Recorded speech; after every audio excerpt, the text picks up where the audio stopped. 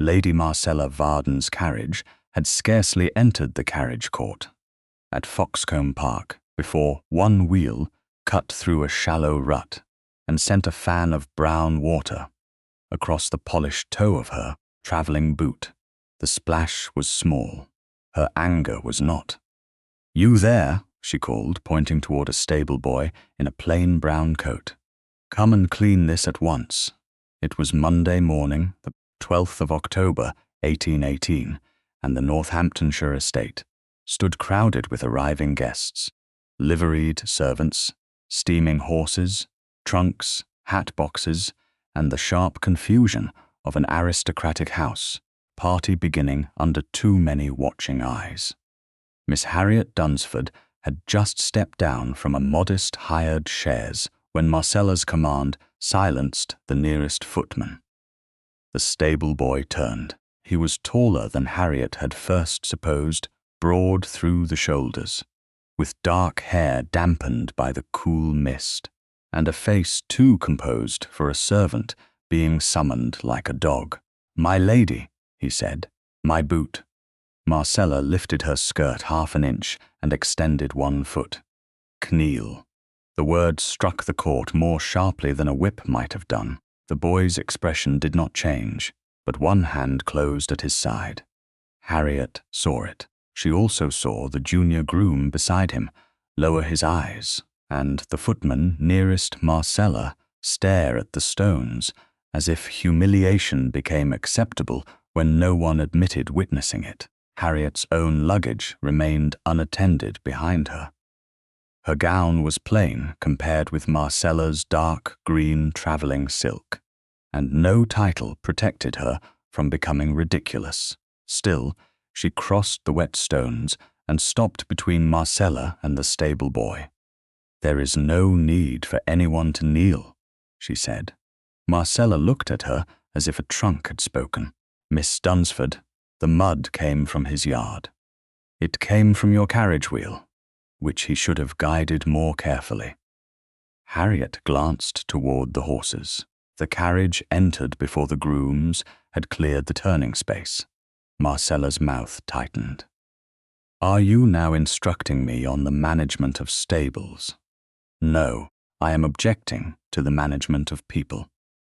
A few servants became very still. Harriet turned to the man in the brown coat. She did not ask him to be grateful, and she did not answer for him. "What is your name?" His eyes met hers.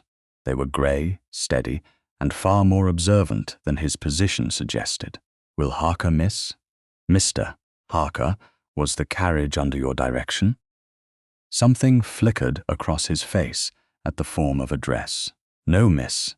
It entered before Mr. Ransom gave the signal." "Then you are not responsible for the mud." Marcella gave a short laugh.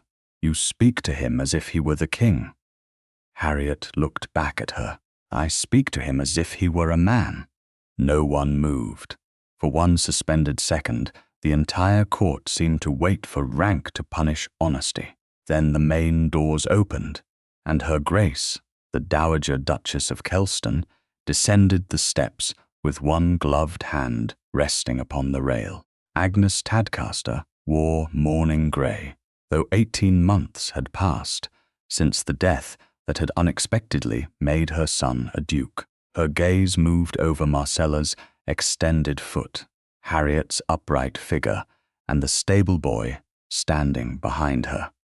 She did not look directly at him for more than an instant. "Lady Marcella," she said, "Foxcombe possesses brushes in greater abundance than dignity should ever require." Marcella lowered her foot. "Of course, Your Grace, I meant nothing by it." "Then we shall be grateful that nothing is all the damage done." Agnes turned to Harriet, and warmth softened her formal expression. "Miss Dunsford, welcome. Your mother would have been pleased to see you here." The mention of her mother touched the familiar hollow beneath Harriet's ribs. She inclined her head. "Thank you, Your Grace." Agnes signalled for a maid to escort Harriet inside, but before anyone could move, a shout rose from the far side of the court. A leather strap snapped against wood. One of the larger traveling trunks shifted on a baggage wagon and slid toward the edge. Samuel Bryce, a young groom pinned between the wagon and a stone post, froze with both hands raised. "Move!" Mr. Harker crossed the distance before the nearest footman understood the danger. He seized Samuel by the upper arm, pulled him clear, and braced one shoulder against the falling trunk. Caleb Ransom, the head groom, reached him a breath later. Together they forced the trunk back against the wagon bed while two servants caught the remaining straps. No one was hurt, but the silence afterward carried the knowledge of how narrowly that had been avoided. A narrow-faced man in a sober black coat emerged from the stable office. Mr. Anselm Crowell, Foxcombe's household secretary, looked first at the trunk and then at Samuel. "Carelessness again," he said. "You will lose a week's wages for this, Bryce, and perhaps your place. A groom without attention is of no use to any respectable house." Samuel went pale. "Sir, I checked the straps before the wagon came in." "Then you checked them badly." "He did not," Mr. Harker said. Crowell turned. "I was not speaking to you. The upper leather was cut nearly through before the load reached the court." Harker drew the broken strap free and held it where those nearest could see, the darkened inner fibers. "The damage is old. It failed under strain." Crowell's eyes narrowed. "And you are qualified to decide that. Anyone who has worked around carriage leather should recognize rot where it begins beneath polish." Caleb took the strap and bent it between his hands. "He is right." This was dressed over. The surface looked sound. Samuel breathed again. Crowell did not. "Someone remains responsible." "Then begin with whoever approved the wagon before it left the posting inn," Harker replied. He did not raise his voice. He did not step forward. Yet Harriet saw him position himself half a pace between Crowell and Samuel, as though he expected power to advance, and had already chosen where it would stop. Crowell's gaze moved from the stable boy to the watching guests. A public quarrel with a servant would not flatter a household secretary. "Mr. Ransom will report the matter," he said. "Until then, Bryce returns to work." Samuel murmured thanks. But Harker shook his head slightly, directing the gratitude toward Caleb instead. Harriet noticed that too. So did Agnes. The Dowager Duchess's expression revealed nothing, though one gloved finger pressed against the head of her cane. Marcella had already turned away, bored by a danger that had not touched her. Harriet remained where she was. The silver horseshoe brooch at her collar caught a thin blade of autumn light. It was a small piece, worn smooth at one edge, and worth little to anyone who did not know it had belonged to her mother. Mr. Harker's gaze rested upon it for no more than a heartbeat before returning to Harriet's face. There was gratitude in his eyes, but also surprise, and something more guarded than either. "You were right to speak," Harriet said quietly. Bryce could not defend himself against Mr. Crowell without risking his place. "And you could not defend me without risking ridicule," he answered. "The risks weren't equal."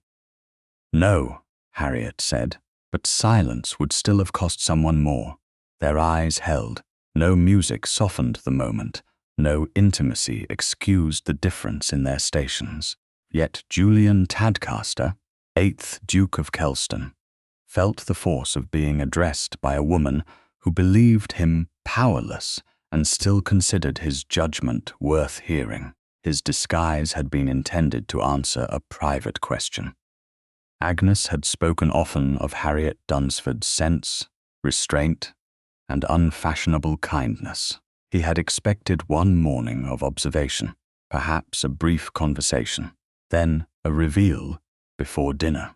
He had not expected her to ask his name before granting him dignity. He had not expected her to stand before humiliation without trying to own the man she defended. "Miss Dunsford," Agnes called gently from the steps. Harriet turned. "Your room is ready." She looked back once. "Good morning, Mr. Harker." "Good morning, miss." She crossed the court toward the house, leaving him amid rains, wet stones, and a question already more dangerous than the one he had come to answer. Near the stable office, Crowle watched her go. Then he watched the stable boy. A valet appeared briefly in the loft passage, carrying a narrow garment case of dark leather. Stamped near the brass lock was a small ducal coronet above the letter K. The valet caught sight of Crowle and turned the case inward, but not before recognition had begun its work. Crowle had seen the Duke of Kelston once at a London club, standing beneath candlelight in an evening coat instead of stable brown. The hair was shorter now. The posture was deliberately altered. The face, however, was the same. Crowle lowered his gaze before anyone could read his interest. A duke dressed as a stable boy was a secret involving an unmarried woman of modest fortune was something better. It was a market. By Monday afternoon, the morning mist had lifted from Foxcombe Park, leaving the carriage court bright with pale autumn sun and the sharp smell of damp leather. Harriet had spent luncheon among polished silver, painted smiles, and conversations arranged carefully enough to conceal every judgment they contained. When Agnes asked whether she would carry a brief note to Caleb Ransom concerning a mare arriving from the Dower estate, Harriet accepted with more relief than duty required. The stable yard seemed an honest place after the dining room. Horses showed displeasure with their ears. Harness failed where strain had weakened it. No one mistook either thing for refinement. Harriet crossed the carriage court with the folded note in one gloved hand. Mr. Harker stood beside a dark bay gelding, examining the animal's foreleg, while Samuel Bryce held the bridle. The young groom looked steadier than he had that morning. Mr. Harker spoke to him without impatience, asking what he had noticed rather than telling him what he should have noticed. Harriet slowed, unwilling to interrupt. Before either man saw her, the stable office door opened and Mr. Crowle emerged with a ledger beneath one arm. He moved quickly, as though some private calculation pressed him onward. A small white object slipped from his waistcoat pocket, struck the stones, and rolled into a shallow track of mud. Crowle did not notice. Harriet stepped after it before a carriage wheel could crush it. She bent and lifted a porcelain counter no larger than a crowned piece. A gold crown had been painted on one side above the number 4. The edge was worn smooth, and damp earth had darkened the unglazed foot. "Mr. Crowle," she called. He stopped and turned. For a fraction of a second, alarm crossed his face. Then his expression settled into professional calm. Harriet held out the counter. "You dropped this." Crowle looked from the object to her face. "Did I? Unless someone else carries gaming pieces in your pocket." The corner of his mouth tightened. An old counter from a private set, of no consequence. Harriet wiped the mud from its edge with the corner of her handkerchief before placing it in his palm. Her late father had kept ivory counters in a walnut box for whist, each marked by years of use. He had taught her that people often revealed more while calculating small gains than while discussing large virtues. "It appears well used," she said. "Then it has earned retirement." Crowle closed his fingers around it. "You have a practical eye, Miss Dunsford. My father was a barrister. He considered small objects unusually talkative." Crowle's gaze sharpened, but he only inclined his head. A useful family lesson. He slipped the counter back into his waistcoat, pressing it deeper this time, and walked toward the house. Harriet watched him go. The number 4 remained oddly clear in her mind, though she could not have said why. "Miss Dunsford." Samuel's voice recalled her. Harriet turned. Mr. Harker had straightened beside the bay. His plain brown coat carried a faint trace of dust at the shoulder, and his expression held the same measured attention he had given her that morning. "I have a note for Mr. Ransom," she said. Samuel pointed toward the tack room. "He's checking the new harness, miss. I can take it." Harriet gave him the folded paper. "Thank you, Mr. Bryce." Surprise warmed the young groom's face at being addressed so formally. Mr. Harker noticed. "You remember names quickly," he said after Samuel had gone. "Names are generally offered in the hope of being remembered. Not always by those in service. Then those who forget them should be corrected." His eyes met hers. The look was brief but direct, and Harriet felt again the curious impression that he listened without the deference expected of his position. He did not agree merely to please her. He considered that quality had become rare in rooms where everyone measured a sentence against rank before answering it. A stable hand led Lady Marcella's travelling carriage into the court. Marcella followed beneath a parasol, accompanied by a maid and one of the younger guests. "I am going to the village," she announced. "Have the horses put to." Caleb emerged from the tack room with Agnes's note open in his hand.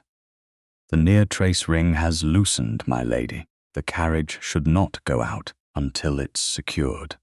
Marcella glanced at the harness as if damage were a personal insult. "It brought me here this morning." "That doesn't mean it'll carry you safely this afternoon." "I have no intention of missing my call because a groom dislikes a buckle." Caleb's jaw set. Harriet saw the danger before the argument sharpened. Marcella would treat Caleb's refusal as insolence. Caleb would not yield on safety. Harriet stepped closer to the carriage. "Mr. Harker," she said, "may I ask your professional judgment?" Marcella's brows rose.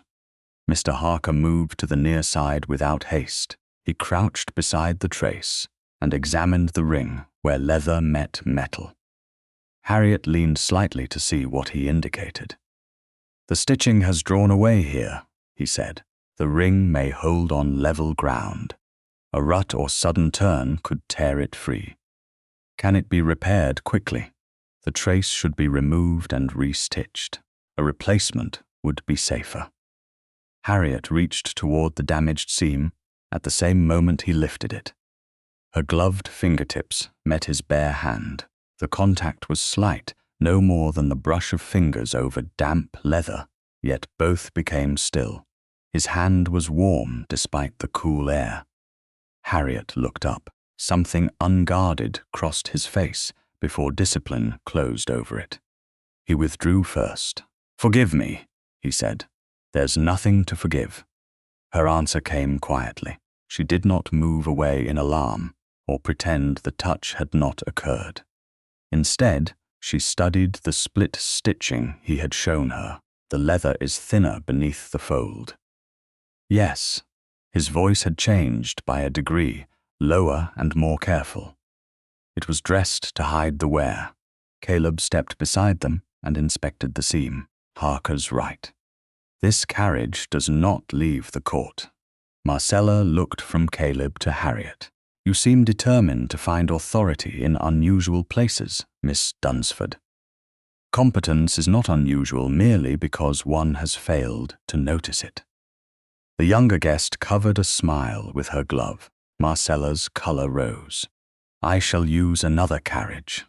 "The blue landau can be ready within 20 minutes, Caleb said. "Then see that it is." Marcella turned away, but Harriet spoke before she could leave. Mr. Ransom's judgment prevented inconvenience from becoming danger. That is service, not defiance. Marcella paused. "You do enjoy instructing the household." only when someone mistakes responsibility for insolence. Marcella gave her a cool look and continued toward the house. Caleb exhaled through his nose. "You've made yourself an enemy, miss." I suspect Lady Marcella had already made that decision. Likely.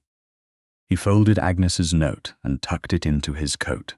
"The mare will be housed as her grace requests." Harriet inclined her head and stepped back from the carriage. Mr. Harker remained near the damaged trace. "You asked my judgment," he said. "You had it. Lady Marcella would say I borrowed it to win an argument." "Did you?" Harriet considered him. "No, I ask because you knew more than I did." His gaze held hers with an intensity that made the busy court seem briefly distant. "That's rarer than kindness. It should not be." "No," he said, "it shouldn't." A footman called for Caleb from the stable office, and the moment released them. Harriet returned toward the house, aware of Mr. Harker's attention until the archway hid the court behind her. Above the stables, Crowell stood in the narrow loft passage with counter number 4 secured in his pocket. He had not gone directly indoors. Instead, he had followed the Duke's valet, who now knelt beside the leather garment case Harriet had not seen. The valet drew out a dark evening coat and held it toward the stable boy as Julian entered through the far door. "Your Grace," the man said under his breath, "this cannot continue beyond what was agreed." Julian glanced toward the stairwell. Crowell withdrew before the Duke could see him, moving soundlessly into the empty harness room. Confirmation settled with satisfying weight. He waited until the valet's footsteps receded, then returned to his office and locked the door. A folded demand from a London creditor lay beneath the household accounts. Payment was due within 10 days. Crowell read the figure once, then placed the letter beside a blank leather-bound ledger. He removed counter number 4 from his waistcoat and set it near the inkstand. The painted crown caught the afternoon light. A duke in stable clothes had placed himself among guests who believed him powerless. An unmarried gentlewoman had already defended him twice. Others would soon notice. Some would praise Harriet. Some would prefer Marcella.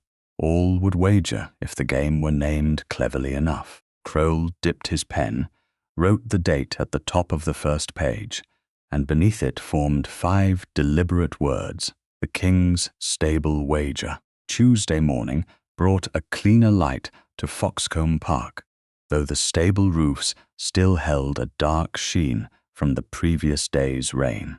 Harriet left the breakfast room before the gentlemen had finished discussing roads, horses, and one another's opinions. Agnes had asked her to deliver a corrected inventory to Caleb Ransom, and Harriet accepted the errand gladly.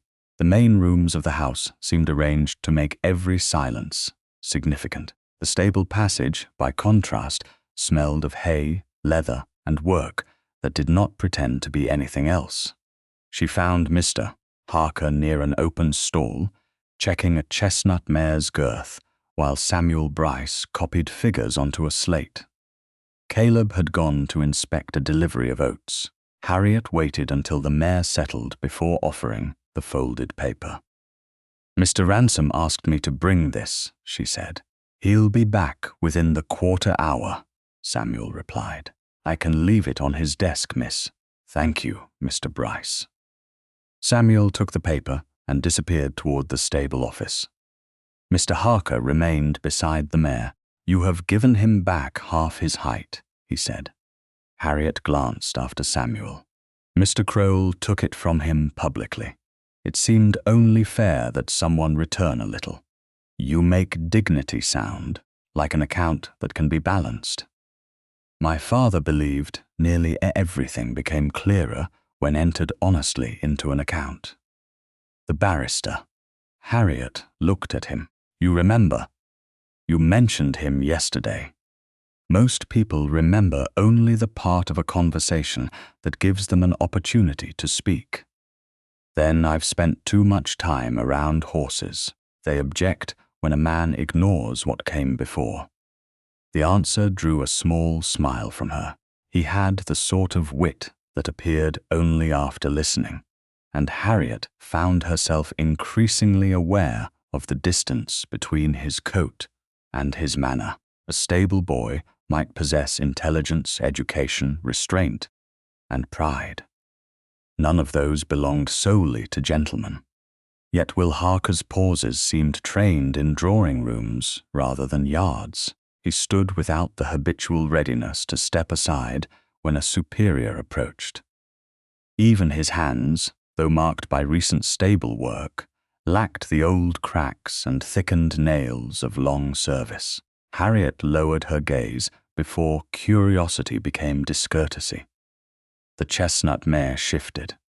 Mr. Harker placed one hand against her neck and murmured until the animal stilled. "She favors her left side," Harriet said. "She does. Pain, habit, perhaps. Or someone mounted her badly often enough that she expects pressure from the right. Can expectation become pain? Often." He looked at Harriet then, and the question seemed to widen beyond the mare. Harriet felt the silver horseshoe brooch at her collar move as she turned. The clasp had loosened. Again, that morning, though she had pressed it, closed with the care of someone protecting more memory than metal. Before she could reach it, the brooch slipped free, struck the edge of the stall door, and vanished into the straw. Harriet's breath caught. She dropped her gaze at once. My brooch. Mr. Harker stepped back to give her space, then crouched near the door. He did not sweep the straw carelessly. Instead, he separated it by hand, lifting each small fold until a glint of silver appeared beneath the mare's shadow. "Here." He rose with the horseshoe resting upon his open palm. The clasp hung crooked at one side. Harriet reached for it. Her fingertips brushed his. The contact lasted only a heartbeat, yet neither of them pretended not to feel it. His hand was steady. Hers was not quite. Harriet closed her fingers around the brooch and drew it back to her chest. "Thank you. The clasp is worn through at the hinge. I know. A goldsmith could replace it." "Yes." She looked down at the small silver curve. "I've delayed because I feared someone would polish away the dent." Mr. Harker studied the lower edge where the metal had been marked long ago, then give instructions that it must remain. "You speak as if tradesmen obey instructions exactly. The good ones do when the person paying knows what matters." Harriet looked at him again. "This belonged to my mother." His expression changed, not dramatically. Only enough for the question he might have asked to become silence instead. Harriet appreciated the restraint. "It was not valuable even when it was new," she continued. "My father's debts took almost everything after his death. The brooch was overlooked because no one thought it worth claiming. And because of that, it became priceless. Yes." She turned it between her fingers. "My mother said a horseshoe was shaped by pressure, but judged by whether it held." She had many sayings of that sort. Did you believe them? Not all of them. Some were merely ways to survive disappointment without calling it disappointment. A faint warmth touched his face. "That sounds like a barrister's daughter." She also said, true breeding was revealed by how one listened when the speaker had no power. His gaze settled on hers. The stable passage seemed quieter, though horses moved in the stalls, and a groom crossed the far doorway carrying a bucket. "Your mother believed courtesy required no audience," he said. "She believed courtesy shown only before an audience was performance." Harriet fastened the brooch as best she could, though the hinge resisted. "I think she would have liked Mr. Bryce." "And Mr. Ransom?" "Certainly. Mr. Crowle?" Harriet looked toward the stable office. My mother was charitable, not blind. His laugh came softly, surprising them both. For a moment, he looked younger than the grave stable boy who had faced Marcella without bowing. Harriet wondered what expression he wore among people he trusted. The thought felt too intimate. She moved toward the passage entrance, but he spoke before she could leave. Miss Dunsford, she turned. He had taken one step after her, then stopped. There is something I should tell you. The air seemed to tighten. Harriet waited. His eyes moved to the brooch at her collar, then to the stable office where Crowell's shadow passed behind the small glazed window. I haven't always worked in stables, he said. I had guessed as much. Surprise crossed his face. From what? Your vocabulary, your hands, the way you expect men like Mr. Crowell to answer reason rather than authority. Perhaps I've been around officers. Perhaps. Harriet did not press him. A person may have reasons for not telling his whole history at once. You think concealment can be excused? Sometimes. Her voice remained gentle, but honesty must begin before the secret causes another person harm. The words reached him with more force than accusation would have done. Julian had entered Foxcombe, believing one morning of disguise might show whether Harriet Dunsford's kindness survived the absence of rank. She had answered that question before luncheon on Monday. Every moment since had ceased to be a test and become something less defensible. Now she had given him the history of the one object she valued, while he still stood behind a borrowed name. You are right, he said, about more than you know. Harriet heard the weight beneath the answer, but did not claim the confidence he had not yet offered. Then tell me when you can tell me honestly. She inclined her head. Good morning, Mr. Harker. Good morning, Miss Dunsford. He watched her cross the yard toward the house. Only when the archway concealed her did he turn toward the stable office. Crowell stood inside with his back partly visible through the glass, though the man's stillness suggested listening rather than work. Julian entered by the side door and found Agnes waiting in the small harness room beyond Caleb's office. She had come without a footman and wore a dark walking cloak over her morning gown. You asked to see me, she said. Crowell knows. Agnes did not waste breath denying it. How certain are you? He has watched my valet. He has begun moving among the guests as though he owns a secret. Yesterday he carried a gaming counter marked with a crown. A wager, possibly. I don't yet know how far it has spread. Agnes's face tightened. Then reveal yourself now. Julian looked toward the passage Harriet had just crossed. If Crowell has already told others, an abrupt reveal may make it appear Harriet knew and acted accordingly. That danger exists because you stayed after Monday. I know. Agnes studied him. Do you? Yes. He removed one glove and pressed his bare hand against the edge of the work table. The test is over. It ended before I admitted it had. From this moment, I'm not observing Harriet. I'm finding out who Crowell has told and what he intends to do with it. And how long will you allow yourself? Until Friday before dinner? No longer. Whether I have the names or not, I will tell the truth publicly then. You may discover that 3 days of caution cost more than 1 moment of honesty. I already have. A floorboard creaked outside. Julian opened the door, but the passage was empty. At the far end, Crowell descended the narrow stair without looking back. In his pocket, counter No. 4 pressed against the leather cover of a ledger that now contained 3 names, and the first promised guineas. By Friday, Julian intended to reveal himself. Crowell intended to make the revelation worth far more before then. Wednesday morning arrived with a letter bearing the Earl of Varden's seal, and enough pressure to make Lady Marcella's hands turn cold before she had broken the wax. She read it alone in the blue guest chamber at Foxcombe Park, while Nell Bostock fastened ribbons onto a gown laid across the bed. Her father's words were measured, but their meaning was plain. Rental income from 2 Varden farms had fallen again. Repairs to the west wing could not be postponed beyond winter. A cousin had already begun asking whether the family meant to sell timber before Christmas.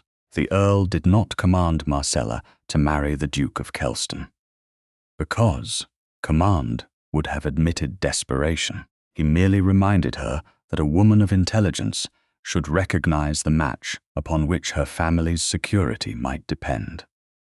"Is anything wrong, my lady?" Nell asked. Marcella folded the letter before the maid could see the figures. "Nothing that can't be corrected. Shall I bring your grey walking dress, the green one, and the charity basket from the dressing room?" Nell hesitated.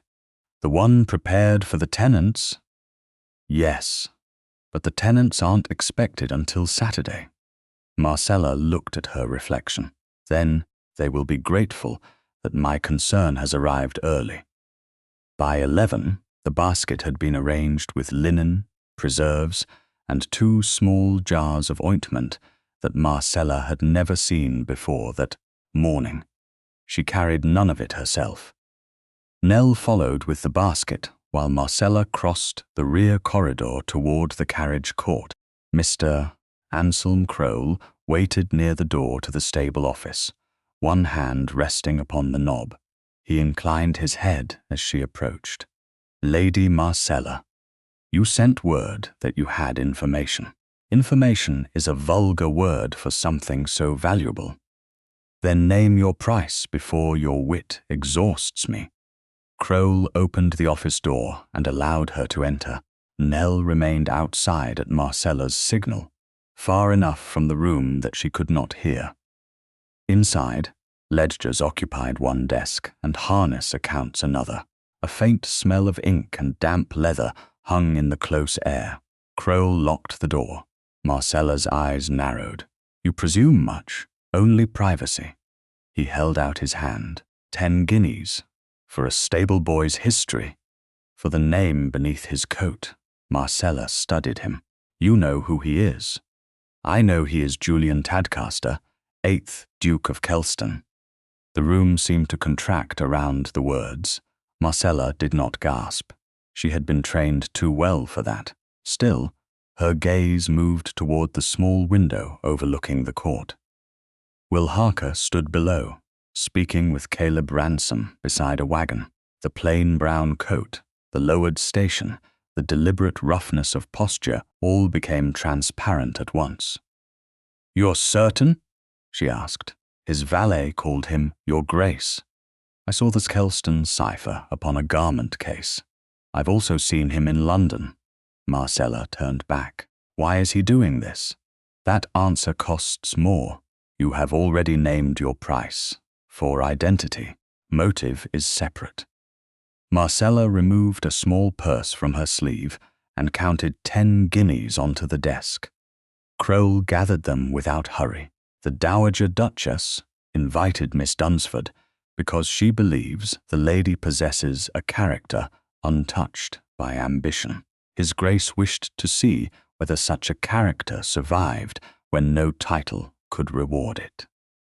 Marcella looked again through the window. Harriet had entered the court, her silver horseshoe brooch fastened at her collar. "He is testing her. He began by testing her. Whether he still calls it, that is another matter. And what do you call it?" Crowle's smile was thin. An opportunity. Marcella understood the insult beneath his answer. Harriet's plain gowns, quiet manner, and tiresome defense of servants had become valuable because Julian had chosen to watch them. Marcella's father had spent years teaching her that rank must be secured before affection could be indulged.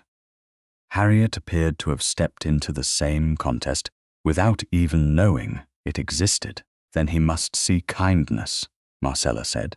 He has already seen yours, Kroll replied. Not the kind he believes he wants. She ignored the mockery. He will see generosity, restraint, and concern for those beneath me, provided the audience is arranged properly. Marcella moved toward the door. You will arrange it? Gladly. Kroll unlocked the room.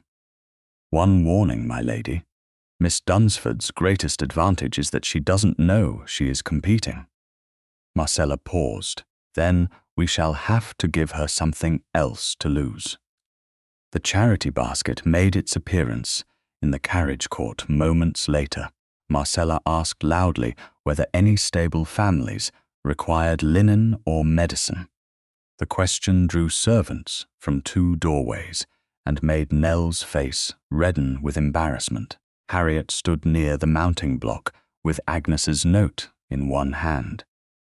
Julian looked up from the wagon beside Caleb. He saw the basket, the audience, and the exact angle at which Marcella had placed herself in the autumn light. Mr. Harker, Marcella called, perhaps you can tell me which family here is most in need. Julian removed his cap. Mr. Ransom would know better, my lady. Surely you know whether any groom's wife is ill. No groom here has a wife living on the estate. A footman coughed into his glove. Marcella's smile held. Then the linen may go to the village. That would be generous, Harriet said. If the village is asked what it needs. Marcella turned toward her. You object even to charity. Only to charity that requires gratitude before it has found a recipient. The air tightened. Before Marcella could answer, a stable hand called from the baggage wagon. One of the newly arrived trunks had been stacked badly beneath a tarpaulin. Samuel Bryce climbed onto the rear step to tighten the rope. The upper case shifted when he pulled. Caleb shouted his name. Samuel looked up too late. Julian reached him first. He caught the young groom by the arm, dragged him clear of the wagon's edge, and turned as the trunk slid toward them. Caleb braced the opposite side. Together they forced it against the rail, while another groom secured the rope. The corner scraped across Julian's right hand. He did not react until the weight was safe. Then blood appeared in 3 shallow lines across his knuckles. You're hurt, Harriet said. She crossed the stones before Marcella had lowered the basket. Julian closed his hand once. It's only a graze. May I see? The question stopped him more effectively than command would have done. He looked at Harriet, then opened his hand. Yes. Caleb ordered Samuel to fetch clean water and linen. Harriet guided Julian toward the open tack area where the doorway remained visible from the court. She did not take his wrist until he gave a second small nod. Then her fingers settled beneath his palm. The touch was deliberate, warmer, and more intimate than the accidental meeting over the carriage trace. Yet her attention remained upon the injury. Samuel returned with a basin. Harriet dipped the linen, cleaned away the dust, and examined the shallow cuts. No splinter, she said. You were fortunate. Samuel was more fortunate. Because you moved before anyone else. Because Caleb took the weight before it fell again. Harriet glanced toward the head groom. You both did. Julian watched her wrap the linen around his hand. She did not praise him extravagantly or turn concern into admiration. She simply cared for the pain in front of her. Too tight, she asked. No, move your fingers. He obeyed. The bandage held without restricting him. You have done this before, he said. My father cut his hands on sealing wax, broken pen nibs, and paper knives with surprising regularity, a dangerous profession. He claimed the law was full of sharp edges. Julian's mouth shifted toward a smile. Harriet tied the linen and released his hand. Pain doesn't change according to the coat a man is wearing. Marcella heard every word. The charity basket remained untouched beside Nell. Crowle watched from the stable office threshold, measuring the silence that followed Harriet's statement. Marcella's performance had failed because Harriet had not performed at all. Worse, Julian had allowed Harriet to touch him with a trust he had not offered Marcella. Later, in the office with the door closed, Crowle placed counter number 4 upon the desk between them. The original set contains 6, he said. 6 gives us history. A 7th could give us proof. Marcella looked at the worn porcelain crown.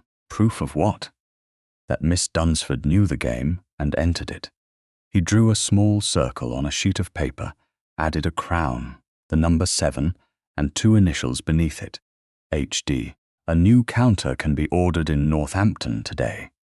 It can be fired tomorrow and delivered Friday. Marcella stared at the initials. For one moment, she saw the line she was being invited to cross. Then she remembered her father's letter, Harriet's hand beneath Julian's, and the future narrowing around her like a corridor with only one visible door. "Make the crown clear," she said, "and the initials clearer." Crowle folded the design. Outside, Harriet's silver horseshoe brooch remained at her collar, its old clasp still holding.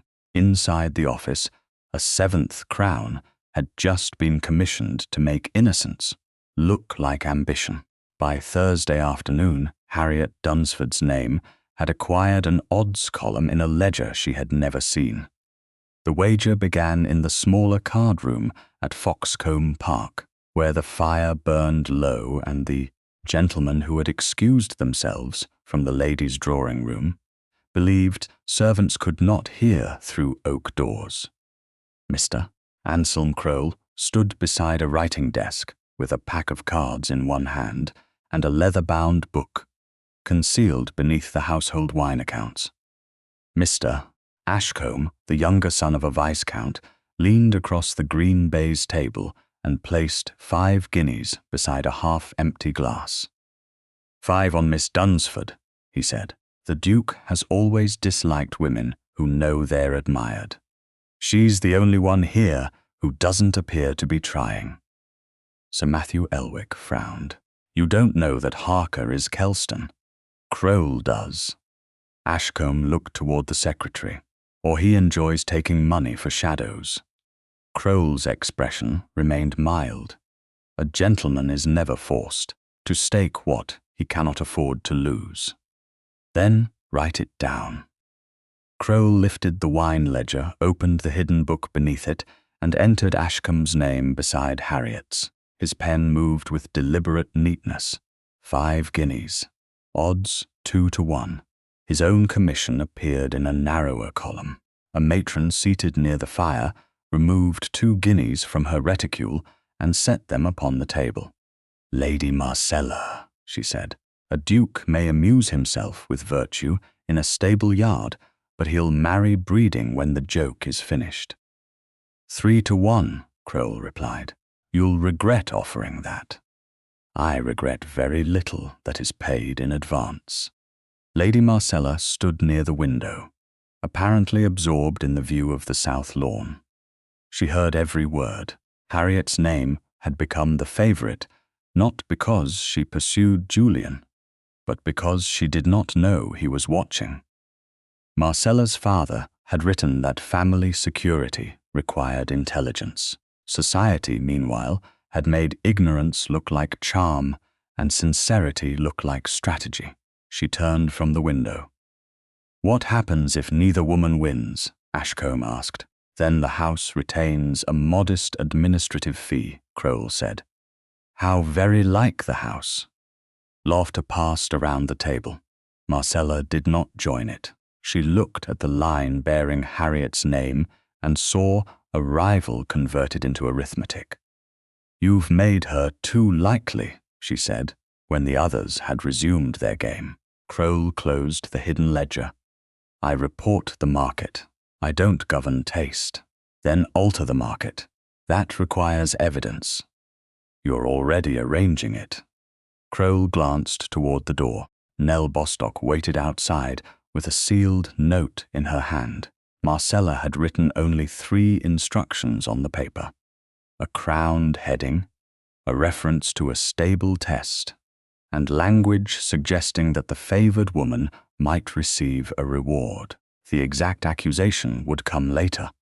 The printer must be discreet, Marcella said. He is discreet when paid. Crowell gave Nell the address of Mr. Hales in Northampton and instructions for the courier who would meet her at the rear gate. You'll say the order is private household amusement, he told her. Nothing more. Nell looked at Marcella. Am I to wait for a reply, my lady? No. Deliver it and return. Yes, my lady. Nell lowered her eyes, though unease remained visible in the set of her mouth. She left through the servants' corridor with the note concealed beneath her cloak. Marcella watched the door close. By tomorrow, Crowell said softly, no one will remember that kindness can exist without calculation. Make certain of it. Across the estate, Julian stood in the stable office while Caleb Ransom placed a folded scrap of paper upon the desk. The linen bandage remained around Julian's right hand, clean but faintly marked where Harriet had tied it. He had not altered the knot, a hired gelding left by the east gate at 1:30, Caleb said. Nell Bostock rode in the cart as far as the turnpike. Crowell's man took the horse onward toward Northampton. Julian read the times Caleb had written. And the china painter? A separate message went yesterday. Same direction. Stable boy who carried it returned after dark and said he'd been paid not to ask questions. Julian's jaw tightened. Who signed the horse out? Crowell. Did he name the errand? Household accounts. Caleb looked at the bandaged hand. You've stopped testing Miss Dunsford, then? Tuesday. But you are still dressed like this because Crowell has already built something around the disguise. If I reveal myself without knowing its shape, Harriet may be accused of knowing before the others. Caleb's weathered face revealed no approval, and if you wait too long, she'll be accused of more. I know. Julian folded the scrap. Record the hour Nell returns. Record the horse, the driver, and anyone who receives a parcel tomorrow. Do not question her. Crowell may have threatened her, or she may know nothing. And the guests? No servant is to carry private notes for them without the destination being entered. Quietly. I don't want the household frightened into silence. Caleb nodded. Friday before dinner. I reveal myself whether I have the full account or not. Good. Caleb moved toward the door, then paused. Miss Dunsford came to ask after Samuel this morning. Julian looked up. Is he well? He is. She wanted to know whether Crowell had docked his wages. Had he? Not after I objected. A restrained warmth crossed Julian's face and disappeared. Thank you. Don't thank me, Your Grace. Tell her the truth. Caleb left. Julian remained beside the desk, looking at the recorded times. The disguise had begun as an answer to his own fear. It had become cover for another man's profit. Every hour he stayed hidden now required action, not observation. He sent a message to Mr. Bellamy in Northampton asking the solicitor to come to Foxcombe by Friday afternoon. He ordered that no wagering debt connected to his name be honoured by the estate. Then he returned to the yard before anyone noticed his absence. At dinner, Harriet sat on Agnes's right in the long dining room beneath portraits of Tadcaster ancestors who seemed to regard every guest as temporary. Lady Marcella occupied the opposite side of the table. The first course had scarcely been cleared when she turned the conversation from roads to charity. Miss Dunsford has developed a remarkable concern for those beneath notice, she said. Several guests looked toward Harriet. Agnes set down her spoon. Harriet did not hurry her answer. Beneath whose notice, Lady Marcella, she asked. God's, or merely yours? Silence followed. Mr. Ashcombe lowered his wineglass. Marcella smiled without warmth. You make a habit of correcting. Harmless expressions. Harmless expressions often become permission for harmful conduct. Surely servants don't require a philosophical defense every time they perform their duties. No, they require wages, safety, and the dignity of being spoken to as people. Philosophy becomes necessary only when someone objects. Agnes's eyes brightened, though her voice remained composed. Miss Dunsford is correct. Foxcombe's servants are not decorations arranged for our convenience. A matron farther down the table shifted uneasily. She had wagered 2 guineas on Marcella that afternoon, and now found Harriet's answer inconveniently persuasive. Marcella lifted her glass. You defend them with admirable consistency. Consistency should not be admirable, Harriet replied. It should be expected. Near the half-open service entrance, Julian heard every word. He stood beyond the candlelight with a folded cloth over one arm, appearing to wait for an instruction from the butler. The bandage across his knuckles reminded him of Harriet's hands, and the permission she had asked before touching him. Crowell had turned that same unperformed kindness into odds. Julian looked across the table at Harriet's silver horseshoe brooch and felt the full obscenity of what he had begun. Later, in Agnes's private sitting room, he closed the door and spoke before she could question him. The wager is real. Crowell is using my identity to take money from the guests. Agnes's face hardened. How many? I don't know yet. Caleb traced one message to a China painter and another to a Northampton printer. Then the secret has already become an accusation. Perhaps, Mr. Bellamy will arrive tomorrow afternoon. And you, I'll reveal myself before dinner. No further delay. Agnes studied him.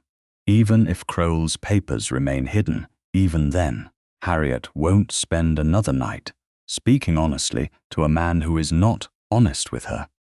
In Northampton, a kiln door opened after dark. The China painter lifted a new white porcelain counter from the cooling tray. A bright gold crown gleamed above the number 7. On the reverse, the initials HD had been painted with careful precision. Across town, Mr. Hales unfolded Crowell's sealed order beneath the printer's lamp and read the proposed heading twice before setting it beside the composing frame. By Friday, Foxcombe would receive both a false piece of history and the words designed to make society believe it. Friday morning began with a parcel from Northampton and ended with a room full of folded lies waiting beneath white linen. The parcel reached Foxcombe Park shortly after 8, wrapped in brown paper and tied with coarse string. Mr. Anselm Crowell received it at the stable office before the household had finished breakfast. He locked the door, placed counter number 4 beside the inkstand, and cut the string with a penknife. Counter number 7 lay inside a nest of wool. It was brighter than the original, its white porcelain almost untouched by smoke or handling. A gold crown gleamed above the number 7, and the initials HD stood clear upon the reverse. Crowell turned it over. Near the unglazed foot, 3 sharp scratches marked the firing batch. He compared them with the worn underside of counter number 4. The old counter bore softened, irregular marks, blurred by 2 years of use. The new one announced its youth to anyone patient enough to look. Crowell smiled. Most people did not examine proof that confirmed what they already wished to believe. He wrapped counter No. 4 in cloth and locked it in the lower drawer. No 7 went into his waistcoat pocket. At 9:30, Nell Bostock left by the rear gate, carrying Lady Marcella's correction beneath her cloak. The first printer's wording had described the gathering as a private wager concerning which lady might attract the hidden Duke's notice. Marcella had considered that insufficient. Her correction added that Miss Dunsford had recognized Julian from the beginning, and had asked what reward awaited the woman who pleased him. Nell read none of it until the cart jolted over a rut, and the folded page slipped partly from its cover. The words Harriet Dunsford caught her eye. She pushed the paper back at once, but not before unease tightened her throat.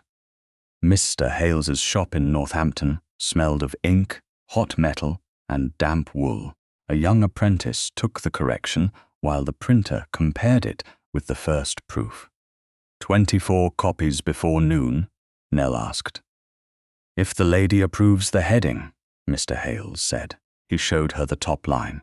The King Stable Test. The capital K had a damaged lower serif, leaving one edge blunt. She approves, Nell said, though Marcella had never seen the type. And payment? Mr. Crowle's account. Nell returned to Foxcombe before 11. Crowle recorded the time of her arrival in the household movement book, unaware that Caleb had already entered the same hour in a separate stable ledger. At noon, a courier delivered a flat package to the servants' entrance. Crowle intercepted it, signed Mr. Hales's receipt, and carried the handbills directly to Marcella's rooms. Nell stood near the dressing table while Marcella unfolded the first sheet. Her own correction stared back in black type. The wording is clear, Marcella said. Too clear, Nell replied before caution could stop her. Marcella turned. What did you say? Only that Miss Dunsford may deny it. She will. That is why there must be witnesses. Crowle placed counter number 7 upon the dressing table. And this? Nell stared at the initials. She has never seen that. The silence that followed was colder than rebuke. Marcella lifted the counter and held it between finger and thumb. You know very little about what Miss Dunsford has seen. I know she wasn't in this room. Your mother's cottage stands on Varden land, does it not? Nell's face lost colour. Yes, my lady. Then remember that a household survives upon loyalty. A maid without a character may find another place difficult. An old woman without a secure lease may find winter more difficult still. Crowle looked away with the tact of a man willing to profit from cruelty so long as he did not have to name it. Nell lowered her eyes. What must I say? Only that you heard Miss Dunsford ask whether there would be a reward, Marcella replied. Nothing more. When? We will decide that later. Julian confronted Crowle an hour after the courier arrived. The linen had been removed from Julian's right hand that morning. A faint redness remained across the knuckles, but the grazes had closed. He entered the stable office in the brown coat of Will Harker and shut the door behind him. Crowle rose from the desk with practiced surprise. Harker. Julian removed his cap. You know who I am. Crowle's expression altered by a fraction. I know many things.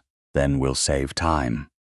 Julian straightened fully, letting the posture he had suppressed all week return. You will answer as household secretary to the Duke of Kelston. Crowle's gaze moved toward the locked drawer. Your Grace, you have organized wagers using my identity. Some harmless amusement among guests. You have taken money, administrative stakes. You sent orders to a china painter and a printer. Crowle did not ask how Julian knew. The household enjoys novelty. You will surrender every list, counter, note, handbill, account, and stake connected to this matter by noon. Noon has passed. Then you are already in breach of my order. Julian stepped closer to the desk. but did not touch it. No guest leaves Foxcombe. No servant is dismissed, threatened, or questioned alone. Every sum is returned. Mr. Bellamy will examine the records. Crowle opened the upper drawer and produced a single blank sheet with 3 names written at the top. This is all that exists. Julian looked at it once. No. You asked for my records? I asked for all of them. This page was written today. Crowle smiled faintly. You may find it difficult to prove otherwise while dressed as a stable boy. The clothes end tonight. Then perhaps the game ends with them. The game ended when you priced Miss Dunsford's name. Julian's voice remained quiet. If anything appears at dinner, I will hold you responsible. You created the disguise, Your Grace. I merely recognized its possibilities. The words struck because they were partly true. Julian did not deny them. My wrong does not purchase yours. Crowle inclined his head. A useful distinction, if society agrees. Julian left the office, knowing Crowle had concealed the real ledger and at least one physical object. He found Caleb near the west stalls and gave orders without lowering his voice to secrecy. Every package delivered that day was to be recorded. Every guest carriage remained unprepared unless Agnes approved. Samuel was to stay with Caleb. Mr. Bellamy had arrived at the North Lodge and would be brought directly to Agnes's sitting room. Julian then sent his valet to prepare proper evening clothes in the small chamber beside the dining hall. He would reveal himself before the first course, whether Crowle surrendered anything or not. In the late afternoon, Harriet found him beneath the covered carriage passage. Rain had begun beyond the arches, fine enough to silver the yard without darkening the stones. Julian stood alone beside a pillar, the brown coat buttoned high, his heeled hand resting at his side. "Mr. Harker," Harriet said. He turned. Something in his face made her stop several paces away. "You look as though you are leaving." "In one sense, I am. Have you found another position?" "No." He glanced toward the house, where servants carried candles toward the dining room. "I've allowed a truth to arrive too late." Harriet's fingers moved briefly toward the horseshoe brooch at her collar. "Is it the truth you nearly told me on Tuesday?" "Yes." "Then tell me now." He wanted to. He could have ended the distance between them with one sentence. Yet voices approached from the main corridor, and Bellamy still had not seen the evidence Crowle had hidden. Julian had promised Agnes a public reveal before dinner, so no whisper could recast Harriet's private reaction as proof of prior knowledge. "I will tell everyone before dinner," he said, "and you first, if I can reach you before the guests assemble." Harriet studied him. "You sound as if someone else may speak before you." "They may try." "Will the truth prevent harm?" "Not all of it." The admission cost him more than reassurance would have done, but it must begin before another lie becomes permanent. Harriet held his gaze. "Honesty doesn't become worthless because it arrives imperfectly." "No? No, but it must arrive before someone else is forced to pay for the delay." Julian's expression tightened. "You have already paid more than you know." "Then don't make me wait beyond tonight." "I won't." For one brief moment, the pressure around them loosened. Harriet's mouth softened into a small, uncertain smile. Julian answered it before caution returned. No touch passed between them. None was needed. The promise itself stood between them, fragile but real. Harriet turned toward the house. "Until dinner, Mr. Harker." "Until dinner, Miss Dunsford." She walked away beneath the covered passage. Julian waited until she disappeared through the side door, then followed more slowly. Above them, in Lady Marcella's room, 24 handbills lay divided into neat bundles. Counter no. 7 rested in Marcella's reticule. Crowell carried the old number 4 in his locked drawer and the true wager ledger behind a false backing in the wine accounts.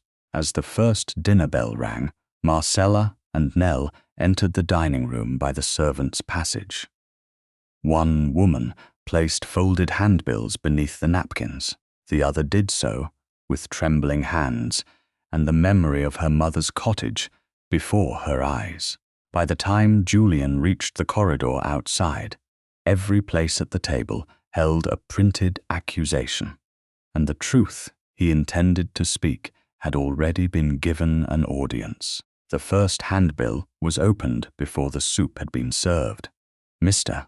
Ashcombe found it beneath his napkin, unfolded it with the careless curiosity of a man expecting amusement, and then stopped smiling. Across the top, beneath a crude black crown, stood the words, "The King Stable Test." The damaged lower serif of the capital K made the heading look slightly broken, though no one in the dining room yet understood that the flaw would matter. Other guests lifted their napkins. Folded sheets appeared at every place. Paper whispered along both sides of the table as the accusation multiplied from hand to hand. Harriet opened hers last. Her name had been printed in full. The handbill declared that Miss Harriet Dunsford had recognized the Duke of Kelston beneath stable livery from the beginning, had performed acts of calculated kindness to secure his favor, and had privately asked what reward awaited the woman who pleased him best. Beneath the accusation appeared a list of wagers, though several names had been replaced by initials. For one breath, Harriet heard nothing except the faint crackle of the fire and the quickened sound of her own pulse. Then the room filled with voices. "She knew," someone said. "That explains the carriage scene. And the bandage. Good heavens, the whole thing was arranged." A lady who had spent the afternoon discussing music with Harriet drew her hand away from the empty chair beside her, as though even accidental closeness might now appear compromising. Harriet looked down the table toward Agnes. The Dowager Duchess had gone very still. Lady Marcella sat opposite with one hand resting beside her wineglass, composed enough to look innocent. Mr. Crowell stood near the service entrance, his face arranged into concern. "This is vile," Agnes said. Her voice cut through the room. "No one will repeat a word until its source is named." Marcella lifted her brows. "Surely the evidence should be considered before it is dismissed." "Your Grace." She opened her reticule and withdrew a white porcelain counter. Its gold crown gleamed in the candlelight. The number 7 stood on one side. On the reverse, the initials HD had been painted with deliberate clarity. A murmur moved through the guests. Marcella held it up between finger and thumb. This was found among the pieces used for the wager. Harriet looked at it. The porcelain was too white, the paint too bright, yet the sight of her initials upon it struck with a humiliation almost physical. "I have never seen that object," she said. Crowell stepped forward. "Proof speaks even when memory becomes inconvenient." Harriet turned toward him. "Where did it come from?" "From the same private set as the other counters." "Then show the others." Crowell's gaze shifted. "That is hardly necessary. You say this object proves I entered a wager. I ask to see the set from which it came." Marcella gave a faint laugh. "You're very calm for a woman accused of deception." Harriet met her eyes. "Would distress make the counter older?" The laughter died before it began. Agnes rose. "Mr. Bellamy is in the house. He will examine every paper and object before anyone leaves Foxcombe."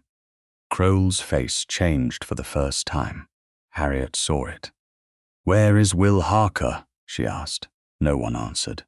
"If this concerns a test conducted in the stables, where is the man whose judgment was supposedly being purchased?" The dining-room doors opened. Julian entered wearing the brown stable coat. Caleb Ransom followed him. Behind Caleb came Julian's valet, carrying a dark evening coat over one arm. The room fell into a silence so complete that the candles seemed suddenly loud. Agnes looked at her son. "Your Grace." Chairs scraped against the floor. Gentlemen rose. Ladies followed a beat later. Harriet remained seated. She looked at Will Harker and saw Julian Tadcaster in the angle of his shoulders, in the authority he had hidden rather than lacked, and in the face she had trusted beside horses and damp stone. Julian removed the stable coat. His valet took it, folded it once, and helped him into the evening coat without ceremony. The transformation required no mask to be lifted. Only power returned to the posture that had always carried it. "Miss Dunsford did not know my identity," Julian said. His voice reached every corner of the room. "Not yesterday, not this morning, not until this moment." Marcella stood. "Then explain the counter." "It will be examined. You deny that she knew." "I do more than deny it. I state upon my honor that I deceived her." The words moved through the room with greater force than any defense of Harriet could have done. Julian turned toward Crowle. "Counter number 4. Crowle did not move. "Your Grace, the old crown counter that fell from your pocket on Monday. Produce it." Harriet felt several guests look toward her. They remembered now that she had returned something to Crowle in the carriage court. Crowle's mouth tightened. "It is in my office. Caleb, accompany him. 2 footmen as witnesses." Crowle left under their eyes. No guest spoke while they waited. When he returned, counter number 4 lay wrapped in cloth upon Caleb's palm. "Mr." Bellamy entered from the side door, carrying a dispatch box, sealing wax, and a notebook. He placed both counters upon separate squares of white linen. Number 4 was worn at the rim, its crown dulled by handling. Number 7 shone beside it like an imitation, too eager to be believed. "I will seal these separately," Bellamy said. "Every handbill will also be collected, counted, and recorded. No copy is to remain in private possession." Servants moved around the table, gathering the sheets. Each guest surrendered one. Bellamy counted 24 before Agnes Caleb and Sir Matthew Elwick. Counter number 4 entered one envelope. Counter number 7 entered another. The handbills formed a third packet. Bellamy sealed each with wax and pressed his signet into the surface. "These remain in my custody," he said. Harriet watched every movement. Julian did not touch the evidence. Marcella could not withdraw the counter. Crowle could not return number 4 to the locked drawer. Facts had begun to leave the control of those who had arranged them. A gentleman moved backward to allow Bellamy passage and struck the edge of Harriet's chair. Her shoulder shifted. The worn clasp at her collar gave way. The silver horseshoe brooch fell, struck the carpet, and slid beneath the table. Harriet reached down, but Julian was nearer. He bent, retrieved it, and rose with the brooch resting upon his palm. The broken clasp hung at one side. He did not step closer. He did not attempt to fasten it.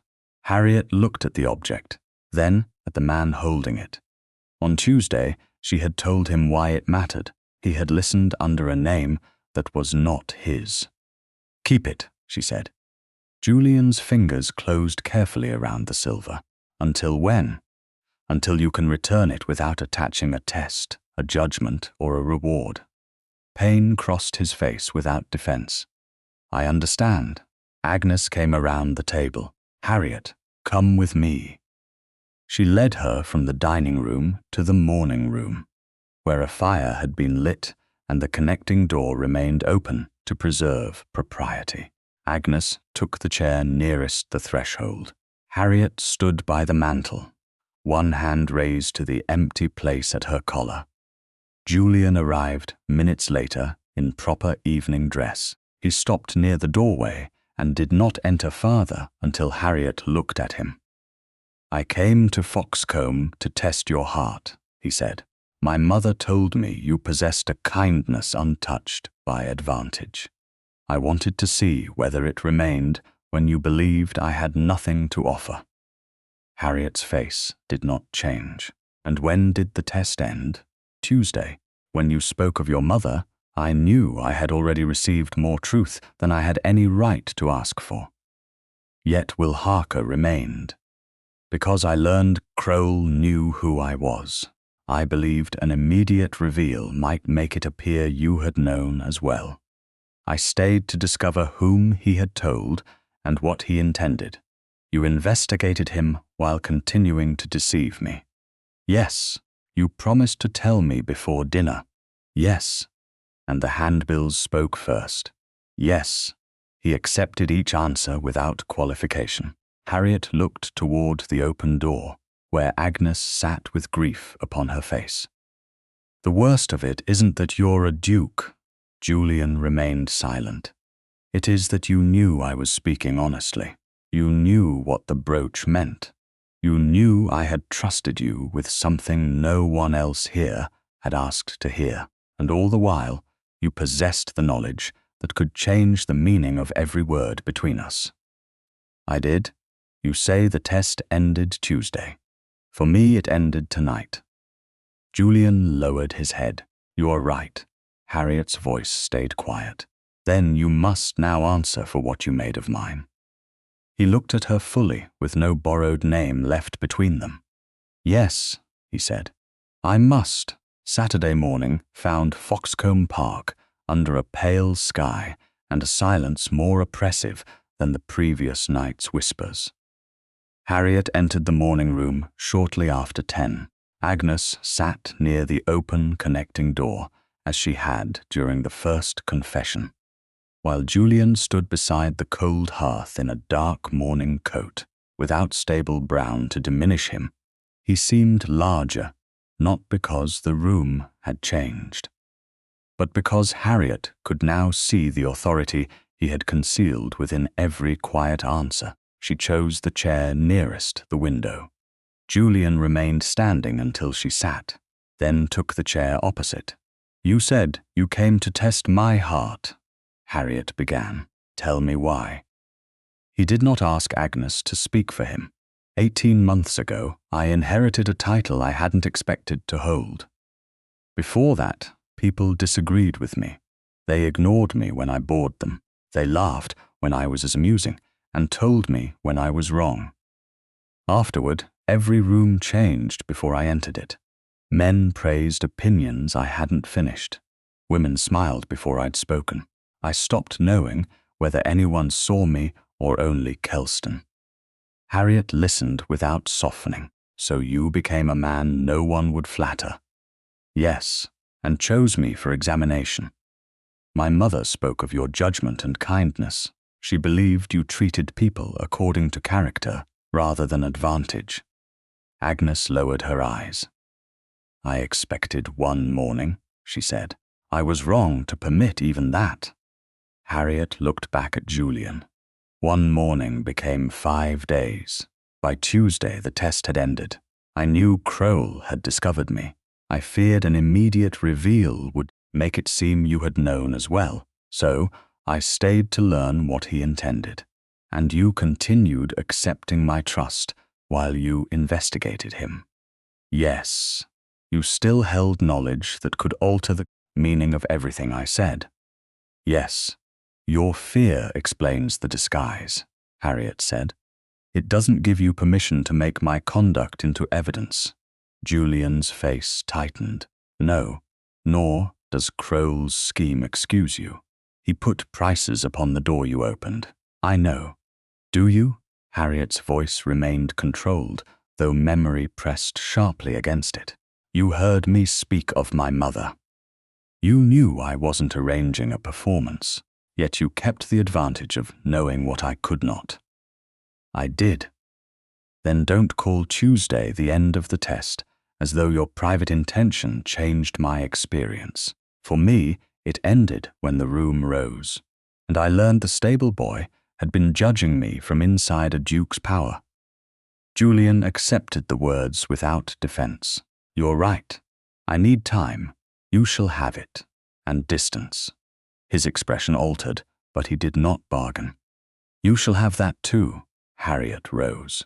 The interview had lasted less than she expected, because Julian had finally stopped trying to improve the truth before giving it to her. She left without offering forgiveness. By afternoon, the guests had been gathered in the drawing room. Mr. Bellamy stood beside the locked dispatch box containing counter number 4, counter number 7, and the collected handbills. Crowell remained near the door beneath the watch of 2 footmen. Marcella sat beside a window with Nell standing behind her chair. Julian faced the room. Harriet entered with Agnes and took a place near the mantel, not beside him. Miss Dunsford had no knowledge of my disguise, Julian said. The accusation against her is false. To prevent further injury to her reputation, I intend to pay her formal court. A murmur moved through the room. Harriet felt the words close around her before Julian had finished speaking. He looked toward her, perhaps believing he had placed protection between her and scandal. What he had placed there was another decision. Harriet rose. Did you ask me? The murmur stopped. Julian's face changed. Harriet, did you ask whether I wished to receive your courtship? No. Then you've repeated the same wrong in finer clothes. Marcella's lips parted. Mr. Ashcombe leaned forward, unable to disguise his interest. Harriet kept her gaze on Julian. You tested me without consent. Now you offer me to this room as proof that your judgment was correct. My honor isn't a coat you may place around my shoulders because society has made the room cold. Julian stood motionless beneath the eyes of his guests and servants. Then he bowed his head. You're right. He turned to the room. I withdraw the announcement. Miss Dunsford has accepted no courtship from me. She owes me no gratitude, no promise, and no answer. Anyone who suggests otherwise will answer to me. There, Crowell said softly, but clearly enough for the nearest gentleman to hear. A refusal performed to increase her price. Harriet looked toward him. You have already tried to price me once, Mr. Crowell. I merely observe that a woman with no ambition rarely refuses a duke before witnesses. A woman with dignity refuses any man who speaks for her without permission. Marcella rose. Perhaps Miss Dunsford prefers private negotiation. Nell heard her ask what reward would be given to the woman who pleased his grace. Nell went pale but did not lift her eyes. That is false, Harriet said. The counter says otherwise, Marcella replied. Then let us examine the counter. Harriet turned to Mr. Bellamy. May the sealed envelopes be opened here with the condition of every object recorded. Yes, Miss Dunsford. Bellamy placed the dispatch box upon a table. Agnes and Sir Matthew witnessed the seals before he broke them. Counter number 4 emerged first, its rim worn and its gold crown dulled by handling. Number 7 followed, bright and smooth with HD, upon the reverse. Bellamy handled each with folded linen. Turn them over, please, Harriet said. The underside of number 4 showed an old smoothed foot, marked by faint, irregular scratches. No, 7 bore sharper cuts near the edge. 3 strokes and a hooked numeral pressed into the unglazed porcelain. Harriet leaned nearer without touching. They weren't made together. Crowell's expression remained composed, though the pulse at his temple moved. Wear proves only that one was used more often. The marks aren't wear, Harriet said. They look like a maker's batch code. Marcella gave a dismissive laugh. You're now an expert in porcelain? No, that is why I intend to ask one. Mr. Bellamy looked toward the counters. The maker can also confirm the order date. Exactly. Harriet straightened. If number 7 was made after I met Mr. Harker, it cannot prove I knew him before. Crowell folded his hands. And if it was not, then I will answer whatever the date proves. The room quieted at that. Harriet was not asking Julian to declare her innocent. She was asking time, ink, clay, and workmanship to speak where rank had already failed. She turned to Agnes. "Will your Grace accompany me to Northampton on Monday?" "I will," Agnes said at once. "Mr. Bellamy may travel with the evidence," Julian added. Then he stopped. The old instinct to arrange everything visible in the pause. The Kelston carriage, coachman, and attendants are available if you choose them. "I won't accompany you unless you ask." Harriet met his eyes. "I don't ask it." Pain crossed his face, but he inclined his head. "Then I will remain at Foxcombe. I shall remain here until the chronology is established," Harriet said to the room. "Not as His Grace's intended bride, not as Lady Marcella's rival. I remain as an invited guest of the Dowager Duchess, and as the woman whose name was printed without permission." Bellamy returned, both counters to separate envelopes, and pressed fresh seals into the wax. The handbills remained locked in the dispatch box. Harriet watched every object return to custody. Nothing had yet been forgiven. Nothing had yet been won. But for the first time since the handbills appeared, the next move belonged entirely to her. Sunday passed without discovery. The sealed dispatch box remained in Mr.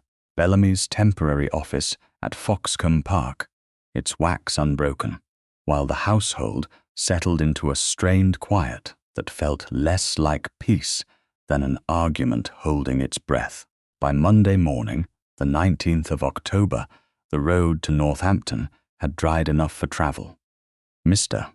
Bellamy recorded the hour, the condition of each seal, and the names of those present before the box was carried to the enclosed carriage.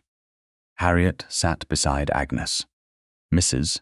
Vale, the housekeeper, occupied the rear-facing seat as female attendant. Mr. Bellamy rode in a second carriage immediately behind them, with the dispatch box secured beneath his hand, while a coachman, footman, and outrider completed the party. Julian stood beneath the portico as the horses moved forward. He did not approach Harriet's door. He did not offer instructions. He bowed once and remained where she had required him to remain. The 12 miles to Northampton took nearly 2 hours over damp autumn roads. Harriet watched hedges, ploughed fields, and low stone walls pass beneath a pale sky. Agnes did not speak until Foxcombe had disappeared behind them.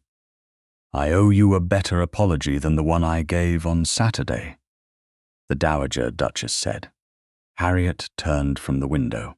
Agnes's gloved hands rested together in her lap. "You admitted error. I admitted too little." Agnes drew a careful breath. "I allowed Julian to observe you in disguise because I trusted what I believed would be the outcome. I thought one morning of deception harmless if it led him toward a woman I admired. I used affection to excuse a decision that was never mine to make." Harriet listened. "You also gave him information about me that I had not given him myself." "Yes." Agnes's face tightened. "I told him you valued character above rank. I spoke of your mother's principles and your father's profession. I offered your private history as encouragement for his test." The truth hurt more precisely when named. Harriet had suspected it, but suspicion left room for mercy. That fact did not. Why? Because he was lonely, and I wanted to help him without requiring him to risk rejection honestly. Agnes lowered her eyes. That was cowardice disguised as maternal concern. Harriet looked toward the rain marks drying on the glass. Affection doesn't grant ownership over another person's choices. No, and a happy result would not have made the beginning right. No, Agnes did not ask Julian's loneliness to carry any part of the blame. Can you forgive me? Harriet considered the question before answering. I can accept that you have told me the truth. I can't promise what I haven't yet felt. Agnes inclined her head. That is more than fair. The china painter's premises stood behind a narrow shop near Northampton's Market Square. Shelves displayed decorated cups, small plaques, gaming pieces, and household commissions waiting for collection. Mr. Pritchard, a careful man with spectacles balanced low upon his nose, received them in a workroom warmed by the kiln beyond the wall. Mr. Bellamy placed the dispatch box on a clear table. He showed the seals to Harriet, Agnes, Mrs. Vale, and Mr. Pritchard before breaking the first. Counter number 4 emerged onto folded white linen. Its rim was worn, its gold crown dulled, and the number softened by years of handling. Mr. Pritchard examined it with a small glass. This belongs to a set of 6, he said, ordered 2 years ago for a private gaming table. By whom? Mr. Bellamy asked. Mr. Anselm Crowell, paid in full. The second envelope was opened. Counter No. 7 appeared beside the older piece, bright enough to look almost insolent. Mr. Pritchard's expression changed at once. I made this last week. Harriet felt the room narrow around the statement. On which day? She asked. He turned the counter with a folded cloth and pointed to the sharp marks beneath the unglazed foot. The order came on Wednesday, the 14th. It was fired Thursday, the 15th, and collected Friday morning. These scratches identify the firing batch. Who placed the order? Bellamy asked. Mr. Pritchard opened a bound docket book and found the entry. Written instruction signed Crowell. 1 additional crown counter. Number 7. Initials H.D. Harriet looked at the date. Monday, the 12th, stood 3 days earlier. I met the man called Will Harker on Monday, she said. Mr. Pritchard glanced from the docket to the counter. Then this piece didn't exist. No flourish could have improved the sentence. It fixed one lie to a date and left it there. Bellamy copied the docket entry while Pritchard watched, then had him sign and certify the copy. The original remained in the bound book. Both counters were resealed separately before leaving the shop. The printer's premises lay 3 streets away, louder and warmer, with the smell of ink settled into every board. Mr. Hales recognized the handbill before Bellamy had fully unfolded it. His apprentice recognized the heading. That's our broken K, the young man said, then looked nervously at his master. Mr. Hales frowned. A private commission. 24 copies. Harriet pointed to the damaged serif beneath the black crown. When was the order received? Thursday evening, Mr. Hales replied. He opened his account book. The first wording came under Mr. Crowell's name. A correction arrived Friday morning. Who brought it? A maid from Foxcombe, Nell Bostock. What did the correction add? Harriet asked. The apprentice fetched the original proof and the earlier setting note. Mr. Hales compared them. The first version said only that guests were wagering upon which lady might attract the hidden Duke's notice. The correction added that Miss Dunsford knew his Grace's identity and asked what reward awaited the woman who pleased him. Agnes's face hardened. Was the maid asked whether she had heard such words? No, Your Grace, the apprentice said. She was told only to deliver the change. Who authorized the correction? Bellamy asked. Mr. Hales produced the folded instruction.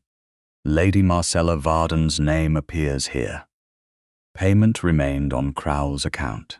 When were the copies printed? Before noon Friday. And delivered? A courier collected them shortly after 12.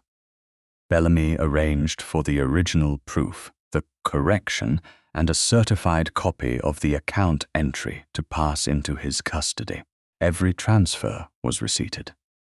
Harriet watched the damaged K, the new counter, and the two dates align into a chronology no drawing room could soften. Yet certainty brought no simple relief. Proof could establish what had been manufactured. It could not restore the privacy of what had been used against her. The return journey began after luncheon and reached Foxcombe before dusk. Agnes respected Harriet's silence. When the carriage entered the court, Julian stood beneath the portico in a dark coat, several paces from the steps. He did not come forward until Harriet looked directly at him. Then he approached the open door and raised one hand, palm upward, offering help without assuming it. Harriet hesitated. This was not the stable passage, and he was no longer Will Harker. Still, the question in his posture was clear. She placed her fingertips lightly upon his hand. He steadied her descent and released her the moment both feet touched the stones. The contact lasted no longer than permission allowed. "Thank you," Harriet said. "Did you find what you needed?" "We found when the counter was made, when the handbill was ordered, and when Lady Marcella's correction was delivered." Hope sharpened his face, but he did not ask Bellamy to surrender the details outside formal custody. Then Crowell's chronology has failed. One part of it has. Julian glanced toward the second carriage, where Bellamy remained beside the locked dispatch box. "Crowell has prepared 2 witnesses. He says one heard you ask about a reward in the West Passage on Monday near noon." Harriet looked at him. "Today? Yes, at noon today I was in Mr. Pritchard's shop with Her Grace, Mrs. Vale, Mr. Bellamy, and the shopkeeper. Then the witness has chosen a lie with an alibi, or Crowell chose it for him." Julian's expression darkened. "The second witness is Nell." Harriet remembered the maid's pale face behind Marcella's chair. "Does she still remain with Lady Marcella?" "For now. My mother has ordered that no servant be dismissed or sent away." He paused. "May I speak with you tomorrow?" "About what?" "An apology that asks nothing from you." Harriet studied him. He had waited at Foxcombe. He had not entered the investigation, touched the evidence, or turned her success into his rescue. "Tomorrow," she said, "with Her Grace nearby." "Of course." Harriet turned toward the house. Julian did not follow until she had crossed the threshold.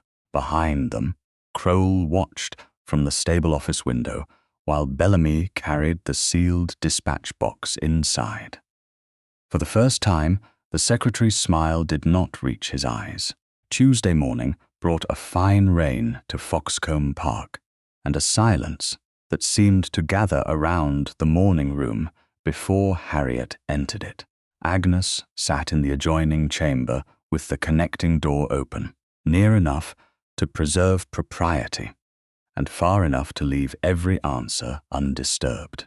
Julian stood beside the window in a dark coat, his right hand resting against the sill. The grazes Harriet had bandaged 6 days earlier had healed, leaving only a faint pink line across his knuckles. He did not move toward her when she entered. He waited until she chose the chair nearest the cold hearth, then sat opposite at a distance she could not mistake for intimacy. "You asked to apologize," Harriet said. "I did."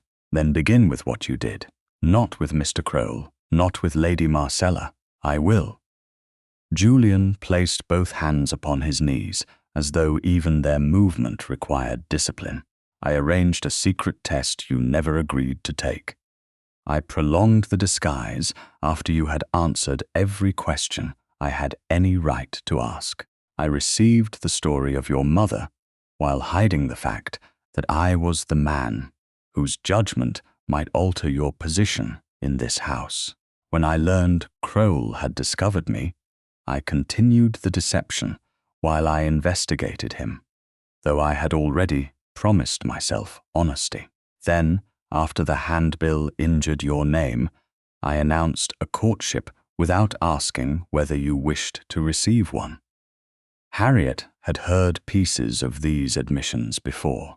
Their force now came from the absence of explanation around them. Julian did not soften the words or place Crowell's guilt beside his own. You also allowed me to believe our conversations belonged equally to us, she said. They didn't. You knew what they might mean. I knew only what they meant in a stable passage. You're right. And when you stopped calling it a test, nothing changed for me. I still spoke to a man who possessed the truth, while I did not. Yes. Harriet watched his face. Why were you so afraid of being known as a duke? Julian looked toward the rain at the window before answering. Because I wasn't raised to become Kelston. My cousin was the heir. Before his death, people told me when I was tiresome. They laughed when I deserved it and ignored me when they had better company. After I inherited, every expression became uncertain. A compliment might conceal a petition.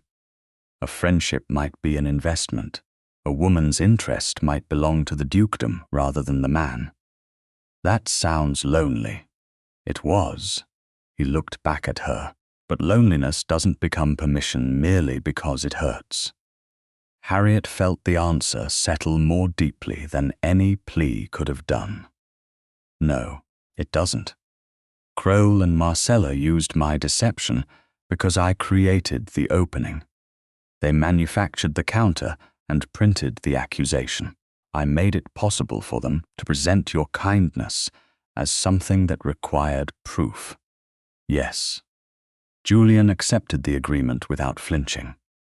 Silence passed between them. Agnes remained motionless beyond the open door. Harriet had prepared conditions during the journey from Northampton, but one question rose before them. It was not the question she had intended to ask. Do you love me? Julian went entirely still. Hope and pain crossed his face together, then were mastered. I know what I feel, he said, but I won't use that word now. Why not? Because this is an apology. If I declare love while you're deciding whether I can be trusted, the declaration becomes another pressure. You might feel obliged to answer the feeling instead of the harm. Harriet's breath caught, though her expression remained steady. That is the first wise thing you have done with the knowledge. A faint warmth touched his mouth, too restrained to become a smile. I hope it isn't the last. That depends upon what you do next. Then tell me what you need. Harriet folded her hands in her lap. At the public accounting, I speak first after you acknowledge your own conduct. Yes, you will admit the disguise, the continued deception, and the announcement of courtship before any evidence against Mr. Crowell or Lady Marcella is shown. Their guilt must not become your shield. Agreed. Mr. Bellamy keeps every object and document. The evidence doesn't pass into your personal custody. It won't. Nell, Thomas Webb, Samuel, Caleb, and any servant with knowledge must be allowed to speak without interruption from rank. I'll give that order. Harriet's gaze sharpened, including interruption from you. Julian inclined his head, including me. If a servant says something painful or unfavorable, you will not silence the account because you believe you know what is true. No. The evidence will answer, and the speaker will be allowed to finish. There will be no public proposal, no renewed courtship announcement, and no suggestion that your regard has restored my honor. Agreed. And you will not decide when this matter is over. His expression tightened. You mean between us? Yes, public proof may settle the accusation. It won't settle trust. I understand. Do you? I think I'm beginning to. Julian looked down at his hands. For 18 months, I believed responsibility meant deciding quickly enough that no one else had to bear uncertainty. With you, every decision I made without asking became another theft of choice. Harriet remembered the drawing room, the murmur after his announcement, and the sudden pressure of a future spoken before she had chosen it. Then learn to wait. I will. He did not promise that waiting would earn him anything.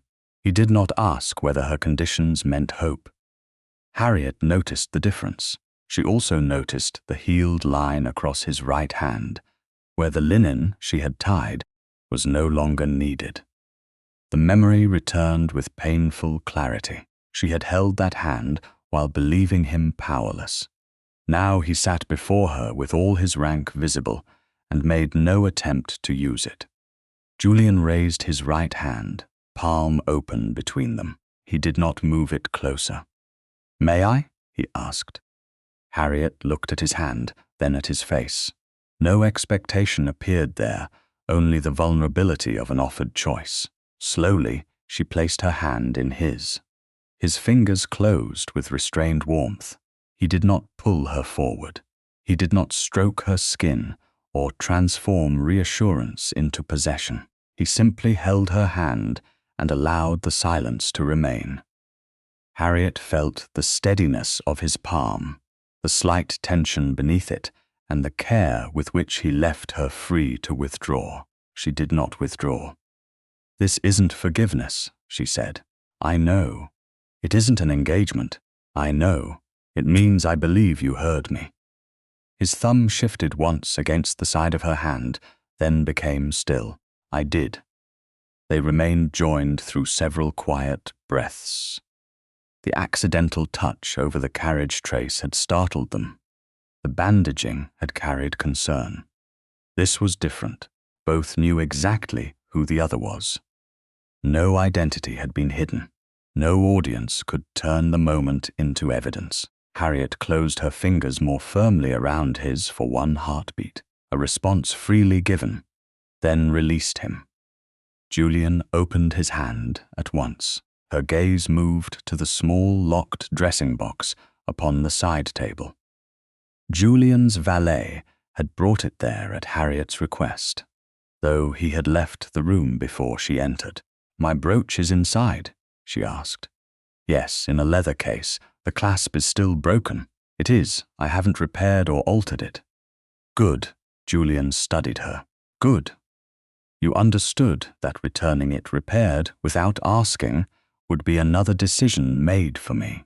I was tempted." A rueful note entered his voice. "Then I remembered that usefulness doesn't erase presumption."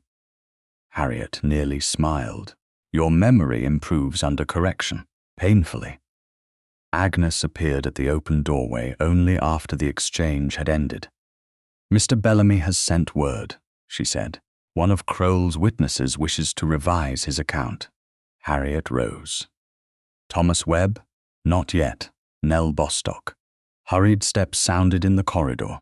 Nell appeared beyond Agnes, pale and breathless, twisting the edge of her apron between both hands. She looked first toward Julian, then away from him, as though the sight of a duke made honesty more dangerous. Julian remained seated. He did not command her to enter. Harriet crossed to the doorway. "You may speak to me," she said. "Her Grace will remain nearby, and Mr. Bellamy will record only what you freely choose to say." Nell's eyes filled with frightened relief. "Then I'll tell you everything. Lady Marcella made me carry to Northampton, and everything Mr. Crowell told me to remember." Nell Bostock began with the sentence Lady Marcella had ordered her to remember, and ended by admitting that Harriet had never spoken it. Wednesday morning had scarcely advanced beyond 10.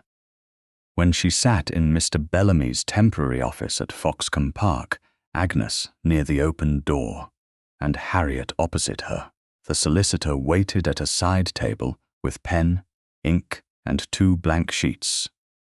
Julian remained beyond the adjoining passage, where Nell could not see his face unless she turned deliberately. He had offered to leave the floor altogether. Harriet had asked only that he remain outside the room, where rank could neither frighten nor reassure the witness. Nell twisted the edge of her apron until the linen folded into a narrow rope between her fingers. Lady Marcella told me to say, "You asked whether there'd be a reward for the woman His Grace chose," she said. "Did I ever ask you that?" Harriet replied. "No, miss." "Did you ever hear me ask anyone?" "No." Nell's voice trembled, but the answer did not. "I carried the correction to the printer on Friday morning. Her ladyship wrote the words herself," Mr. Crowell said. "The handbill needed to make it look as though you'd known from the beginning." Mr. Bellamy's pen moved steadily. "Were you told what counter number 7 was intended to prove?" he asked. "Only that it would show Miss Dunsford had joined the wager." "I saw it on Lady Marcella's dressing table after the parcel came. It looked new. The paint was bright." Harriet kept her hands still in her lap. "Why did you agree to repeat the false statement?" Nell looked down. "Lady Marcella reminded me my mother's cottage stands on Varden land. She said a maid without a character can't find another place, and an old woman without a secure lease can't keep a roof." Agnes's face hardened, though she did not interrupt. "Did Lady Marcella herself possess the legal power to remove your mother?" Mr. Bellamy asked. Nell shook her head. "Not alone. But her father's steward would listen to her. She said he'd been warned already." "Was he?" "I don't know." Harriet leaned forward slightly. "No one here will force you to accuse Lady Marcella. Mr. Bellamy will read every line back to you. You may correct it, refuse to sign it, or ask for time." Nell stared at her. "You'd let me refuse after I lied about you?" A statement taken by fear would only repeat the wrong. Something in Nell's face loosened. Her shoulders shook once, then steadied. "Write it, sir. I'll sign what's true." Mr. Bellamy recorded the printer correction, the threat concerning the cottage, and Nell's denial that Harriet had mentioned any reward. He read the statement aloud. Nell corrected one phrase, changing Thursday morning to Friday morning, then signed her name with slow care. Harriet watched the final stroke of ink and thought how often society treated a servant's signature as smaller than a lady's accusation.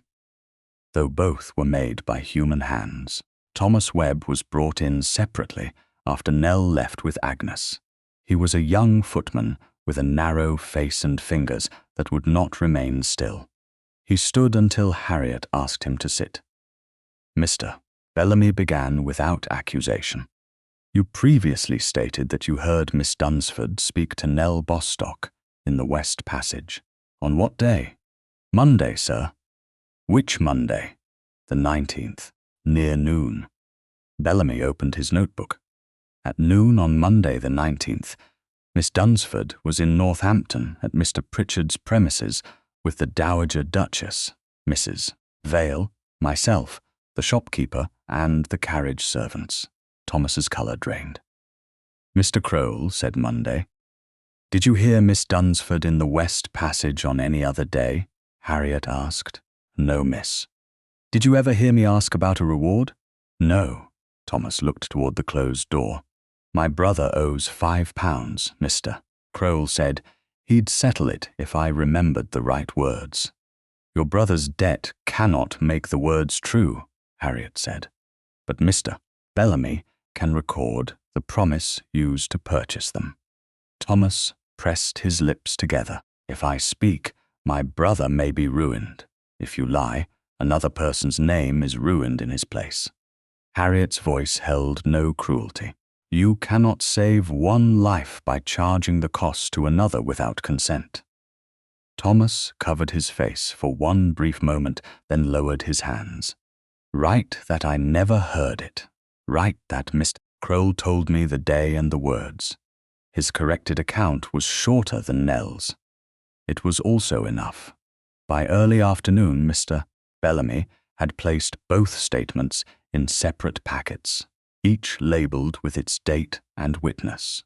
The counters, printer's proof, certified account entry, and china painter's docket remained under their previous seals. No document passed into Julian's custody. Crowle demanded to be heard before tea. He entered the smaller drawing room where Harriet, Agnes, Bellamy, and Julian waited. His manner remained composed, though a new tightness had appeared around his eyes. "This inquiry has been purchased by ducal influence," he said. "Tradesmen and servants will say anything to please a duke." Harriet answered before Julian could speak. "His Grace remained at Foxcombe while I went to Northampton. He did not enter either shop. Nell and Thomas were questioned separately, and both corrected details against their own comfort." Crowle looked at her. "Dependence produces obedience. Then your identical wording should concern you," Harriet replied. "Truth required corrections. Your lie required rehearsal." Crowle's mouth hardened. Society may still prefer Lady Marcella's account. The remark found its mark because it contained a danger no docket could remove. Evidence might prove dates. It could not compel titled people to value a maid's signature or a printer's ledger. Mr. Bellamy closed his notebook. "One record remains missing, the true wager ledger." "No such ledger exists," Crowle said. "You handed His Grace a page written that morning," Bellamy replied. "The ink, order, and incompleteness are apparent. I request authority to search your office at dawn under witnesses." Crowle turned toward Julian. "You would permit your solicitor to break open household property because Miss Dunsford dislikes a jest." Julian did not look at Harriet before answering. "The office belongs to Foxcombe. The records belong to this household. Mr. Bellamy has authority to examine them." Harriet spoke next. "His Grace will not attend the search." Julian's gaze moved to her. "Agreed. Caleb Ransom and Sir Matthew Elwick will serve as witnesses. Every key, drawer, loose page, and transfer will be recorded." "Agreed," Bellamy said. Crowle gave a thin bow. "Then I hope your discovery justifies the insult." "So do I," Harriet replied, "because if nothing is found, the absence will also be recorded." That evening, rain moved softly across the carriage court. Harriet found Julian beneath the covered stable passage, where they had once spoken as Miss Dunsford and Mr. Harker. Caleb worked in the far mews within sight, while Agnes remained near the entrance to the house. Julian did not approach. "Mr. Bellamy says the statements are complete," he said. "They are. And tomorrow you speak after I acknowledge what I did." "Yes, I remember every condition." Harriet looked toward the dark court. "What if they don't believe Nell? Then Nell will still have spoken the truth." "That isn't the same as being safe from contempt." "No, but I will not interrupt her or reshape her words to make them more acceptable." "What if they believe Lady Marcella because she was born to be believed?" Julian's expression tightened. "Then I will stand where you told me to stand, behind your right to answer, not in front of it." Harriet's breath trembled. For days, she had defended choice so fiercely that she had begun to mistake dignity for the absence of need. The inquiry was ready. The evidence was sealed. Dawn would determine whether Crowle's profit could be proved. Yet, in that moment, Harriet wanted one thing that served neither justice nor strategy. "Then hold me now," she said, "while no one needs anything from either of us." Julian went completely still. "Are you certain?" "Yes." He opened his arms but did not cross the distance. Harriet did. She placed her hands against his coat and rested her cheek near his shoulder. Only then did his arms come around her, careful at first, then firm enough to answer the trust she had freely offered. He did not speak. He did not turn comfort into promise. Harriet felt the steady rise of his breath and the restraint that held even within tenderness. She slid her arms around him in return. The embrace was not forgiveness, engagement, or surrender. It was the first affection between them that concealed nothing. When Harriet stepped back, Julian released her at once. His eyes held hers with tenderness but no triumph. Beyond the passage, Mr. Bellamy crossed the court, carrying a sealed authorization for the dawn search. Caleb received the duplicate office key. From an upper window, Crowell watched both men and understood that by morning, the false back of his wine accounts might no longer protect what he had priced. Thursday began before sunrise with the quiet turning of a key in the stable office. Mr. Bellamy entered first, followed by Caleb Ransom and Sir Matthew Elwick, each carrying a candle. Anselm Crowell's desk stood locked. The duplicate office key opened the outer drawers, but not the narrow compartment beneath the wine order books. Caleb lifted the ledger stack, while Bellamy examined the back panel. A strip of wood shifted beneath his thumb. Behind it lay a leather-bound book, thinner than the household accounts, and marked only by a stain near the spine. Bellamy did not open it until Sir Matthew had recorded the time, and Caleb had confirmed the hiding place. Then the solicitor turned the first page. The King's stable wager appeared in Crowell's hand, followed by names, stakes, odds, and a commission entered beside every sum.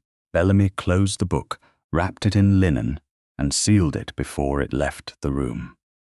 Julian never entered the office. By 10, the carriage court at Foxcombe Park had become a place of reckoning. Carriages waited along the outer wall, horses harnessed for guests who had expected to depart with gossip. Servants stood beneath the covered arcade. Gentlemen gathered near the mounting block. The ladies remained closer to the house, wrapped in cloaks against the cold. Mr. Bellamy placed the sealed packets and recovered ledger upon a narrow table. Harriet entered with Agnes. She felt every face turn toward her, but this time the attention did not force her backward. Julian stood on the ground rather than upon the steps. He had chosen no raised place from which rank might enlarge his words. Crowell waited beside 2 footmen. Marcella stood near her family's chaperone, her expression held together by pride. Nell had moved several feet away from her. Julian looked at Harriet. She gave one small nod. He faced the household. Before any evidence is opened, I'll answer for what I did. The court fell silent. I came to Foxcombe disguised as Will Harker because I wished to judge how Miss Dunsford treated a man without rank. She didn't know my identity. She never consented to the test. I continued the deception, after I knew I had no right to ask another question of her. I accepted her trust while keeping the truth. When the handbill injured her name, I committed a second wrong by announcing courtship without asking whether she wished to receive me. He paused, but he did not look away. She owes me no gratitude, no forgiveness, no marriage, and no silence. What Mr. Crowell and Lady Marcella did doesn't lessen my responsibility. Their scheme entered through a door I opened. No one applauded. Julian stepped back. Miss Dunsford will speak now. Harriet crossed to the mounting block. It raised her only enough for the servants and coachman at the rear to hear. On Monday, the 12th of October, I met the man I knew as Will Harker. That afternoon, counter number 4 fell from Mr. Crowell's waistcoat. I returned it to him. Bellamy displayed the sealed envelope before breaking the wax. The old porcelain counter appeared upon folded linen, worn at the rim and dulled by use. Counter number 7 was later offered as proof that I knew His Grace's identity and had entered a wager. The second envelope was opened. The newer counter shone beside the first, its gold crown bright and the initials HD clear on the reverse. Harriet continued. Mr. Pritchard of Northampton identified counter No. 4 as part of a set of 6 commissioned by Mr. Crowell 2 years ago. Counter No. 7 was ordered on Wednesday, the 14th of October, fired on Thursday, the 15th, and collected Friday morning. She looked across the court. It didn't exist when I met Mr. Harker. It couldn't prove knowledge I didn't possess. Bellamy lifted the certified docket. Then he displayed the printer's original proof. The handbill was ordered Thursday evening and printed Friday before noon. The damaged serif on the capital K matches the printer's proof. The correction accusing me of knowing the Duke's identity and asking about a reward was delivered in Lady Marcella's name. Nell raised her head. "I carried it," she said. Her voice trembled, but did not fail. "Miss Dunsford never asked me about a reward. Lady Marcella told me to remember words she hadn't spoken. She threatened my mother's cottage and my future character." Marcella's face sharpened. A maid who has betrayed her mistress will say anything to save herself. "Then hear Thomas Webb," Harriet replied. The young footman stepped forward. "Mr. Crowell promised to settle my brother's £5 debt if I said I heard Miss Dunsford in the West Passage on Monday near noon." He swallowed. "At that hour she was in Northampton. I never heard the words." Crowell moved one pace toward the table. "Servants dependent upon this household have been taught what to say." Harriet met his gaze. "Then why did their truthful statements require corrections, while your false version required identical words?" Bellamy broke the seal on the recovered ledger. He read the heading, then several names and stakes. Mr. Ashcombe's 5 guineas appeared beside Harriet's name. The matron's 2 guineas appeared beside Marcella's. Crowell's commission stood after each entry. One gentleman turned toward his waiting carriage. Julian's voice stopped him. "You will remain until your own name has been read." The gentleman froze. Bellamy continued. Marcella lifted her chin. "You have proved that a counter was made and a handbill printed. You haven't proved Miss Dunsford's conduct was innocent. A woman may perform virtue without knowing the exact audience.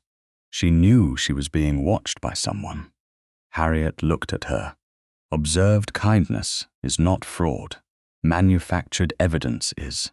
You entered my name into a competition I never joined, then used the existence of the competition as proof that I was ambitious." Marcella's mouth tightened. Every woman here understood that a duke's attention was at stake. "I didn't, and if you had, I would still have asked Mr. Harker's name before deciding what respect he deserved." The words carried to the servants at the rear. Crowell gave a thin laugh. This was amusement. Gentlemen wager every day. Harriet turned toward him. Why did amusement require a counterfeit counter, purchased witnesses, and a printed accusation? His answer did not come. Julian stepped forward only after Harriet had finished. "Mr. Crowell, you are dismissed from Foxcombe without a character. You will surrender every key, account and sum still in your keeping. Mr. Bellamy will lay a formal complaint before the magistrates regarding money obtained by false pretenses. The printed libel will be addressed separately." Crowell's composure fractured. "You'd ruin a man for using the opportunity you created." "I created the opening," Julian said. "You chose to profit from cruelty." Agnes faced Marcella. "My patronage is withdrawn. Your father will receive Mr. Bellamy's full account, including the threat made against Nell's mother. You will leave Foxcombe today under your chaperone's supervision." Marcella looked at Julian. "You'd cast me aside for her?" "This is not a choice between women," he said. "It is an answer to what you did." Her chaperone took her arm. Marcella resisted only long enough to show that she wished the room to remember her pride, then allowed herself to be led toward the carriage. Bellamy resealed every object and document. The counters, statements, printer's proof, certified docket, handbills, and ledger returned to his custody. Harriet looked at the guests, servants, coachman, and Samuel standing beside Caleb. Respect freely given is not an entry in a betting book. The public accounting ended without applause. Later, beneath the covered stable passage, rain tapped softly against the roof. Agnes and Caleb remained within sight, but beyond hearing. Julian stood before Harriet with a small leather case in both hands. "Your brooch," he said. "The clasp is still broken. Thank you for leaving it so." He opened the case and offered it without moving closer. The silver horseshoe lay inside, unchanged except for the snapped fastening. Harriet lifted it herself and threaded it onto a narrow black ribbon she had brought from her room. She tied the ribbon at her collar with her own hands. Julian watched her, his expression unguarded. "I love you, Harriet," he said, "not because you passed my test. I love the woman who taught me that love has no right to set one." The truth of her own answer rose without fear. "I love you, Julian, but only the man who asks, not the Duke who decides." His breath left him slowly. He stepped nearer and stopped. "May I kiss you?" "Yes." Harriet closed half the distance herself. Julian lifted one hand toward her face and waited until she leaned into his palm. Then he kissed her. The kiss began gently and deepened only when Harriet placed her hand against his lapel and answered him freely. Nothing was taken, nothing was measured. When they parted, he remained close without holding her in place. "May I ask one more question?" "You may. Will you marry me, Harriet Dunsford?" She looked at the man who had learned to wait before her choice. "Yes, Julian Tadcaster, I will." His smile broke through every remnant of restraint. Harriet offered her hand. He lifted it, only after her fingers closed around his. No crowd witnessed the proposal. No wager recorded it. It belonged only to them. Nearly 6 months passed between Harriet's acceptance of Julian's proposal and the morning she became his wife, and the interval mattered more than any romantic haste could have done. Julian did not treat the public vindication at Foxcombe as permission to shorten the work of trust. He courted her openly, first beneath Agnes's hospitality and later in London, where every visit was announced, every departure properly timed, and every disagreement allowed to remain a disagreement until both had spoken. The moment Harriet understood that his change had begun to settle into habit came not during a ball or carriage ride, but in a quiet study at Kelston House in late March. Julian stood beside a desk covered with estate reports while Harriet read a proposed increase in allowances for the widows of labourers killed or disabled in estate service. "You intend to double every payment," she said. "Yes, at once." "Why should relief wait?" Harriet set down the paper. "Because money may not be the only relief they need." Julian's first reaction appeared in the slight tightening of his mouth. 6 months earlier, he might have mistaken speed for moral certainty and issued the order before she finished. Instead, he drew out the chair opposite her and sat. "You think I'm solving the wrong problem. I think you're solving it before asking the women who live with it. The reports list their incomes. Reports don't tell you whether one widow needs coal, another needs help placing a son in service, and another wishes to remain in her cottage rather than move closer to the village."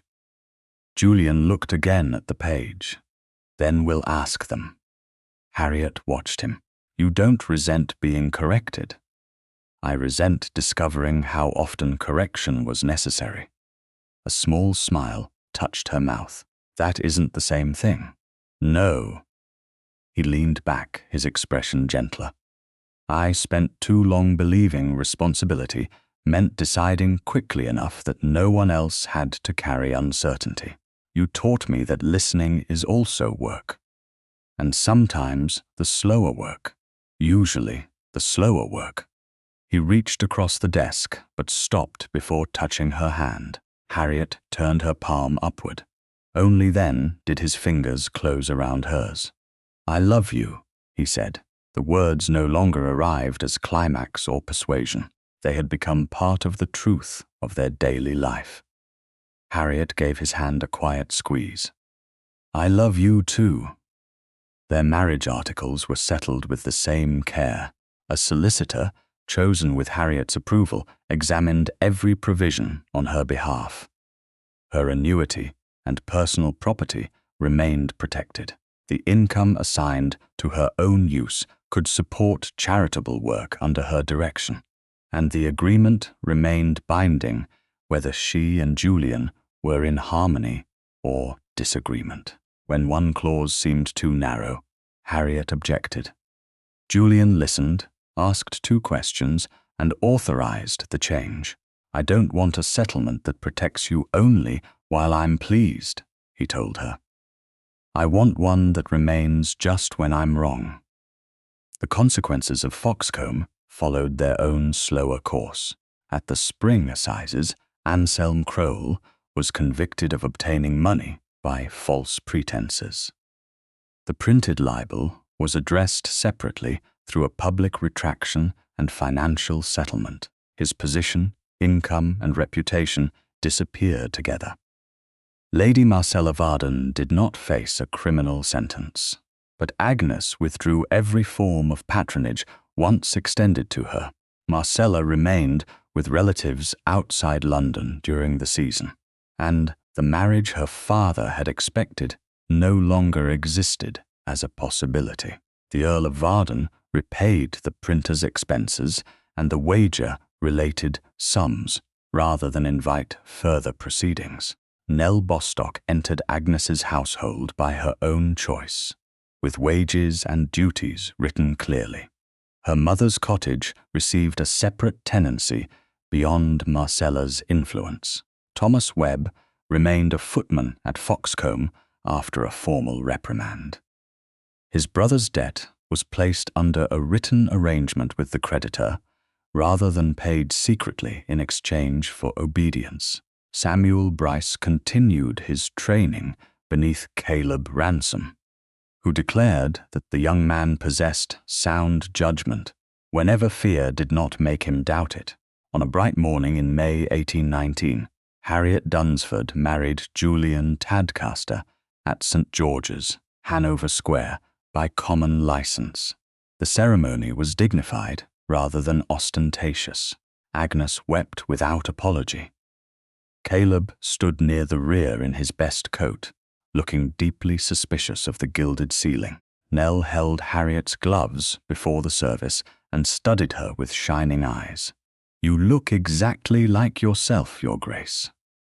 Harriet smiled. That's the kindest thing anyone could say. After the vows, the register received their names correctly. Harriet left the church as the Duchess of Kelston without feeling that Miss Harriet Dunsford had been erased.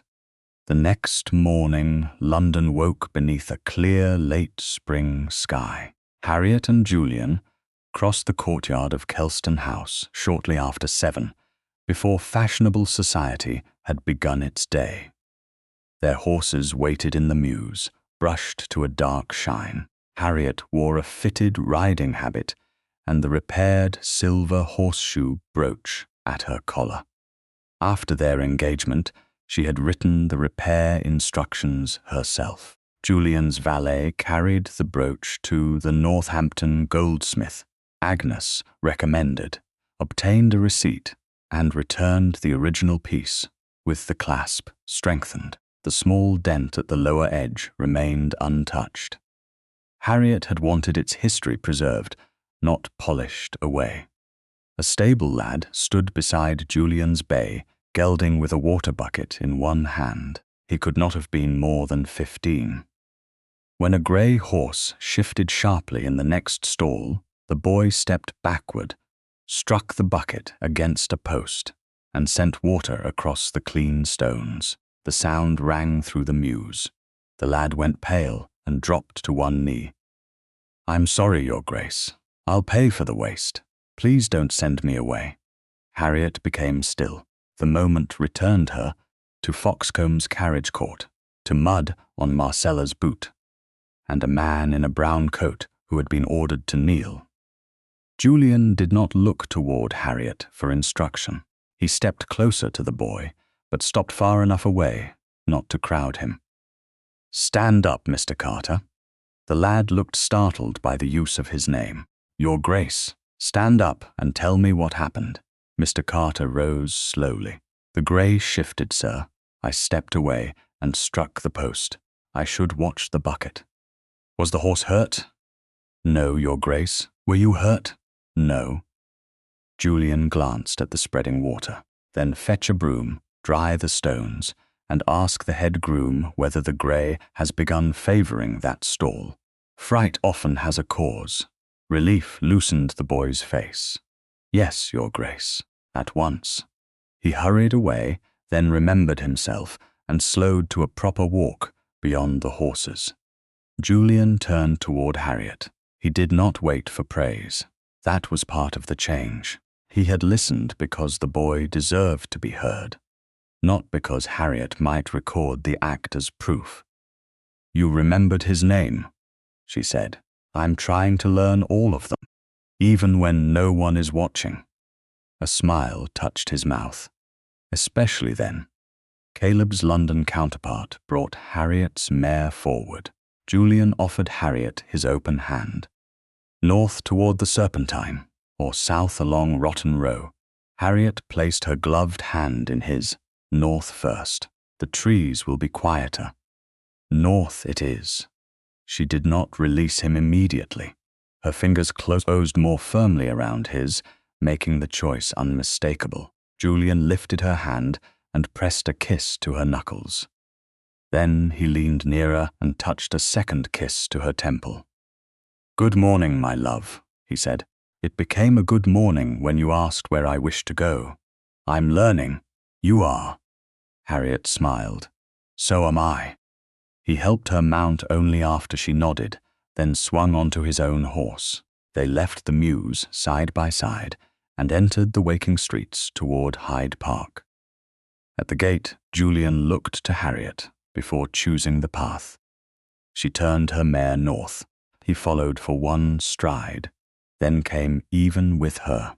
The repaired silver horseshoe caught the spring light at Harriet's collar. Behind them, no crown counter changed hands, no hidden ledger recorded a price, and no servant remained upon his knees. Ahead, the road opened beneath new leaves, and they rode into it together, neither leading nor following, joined by a choice freely made and freely renewed.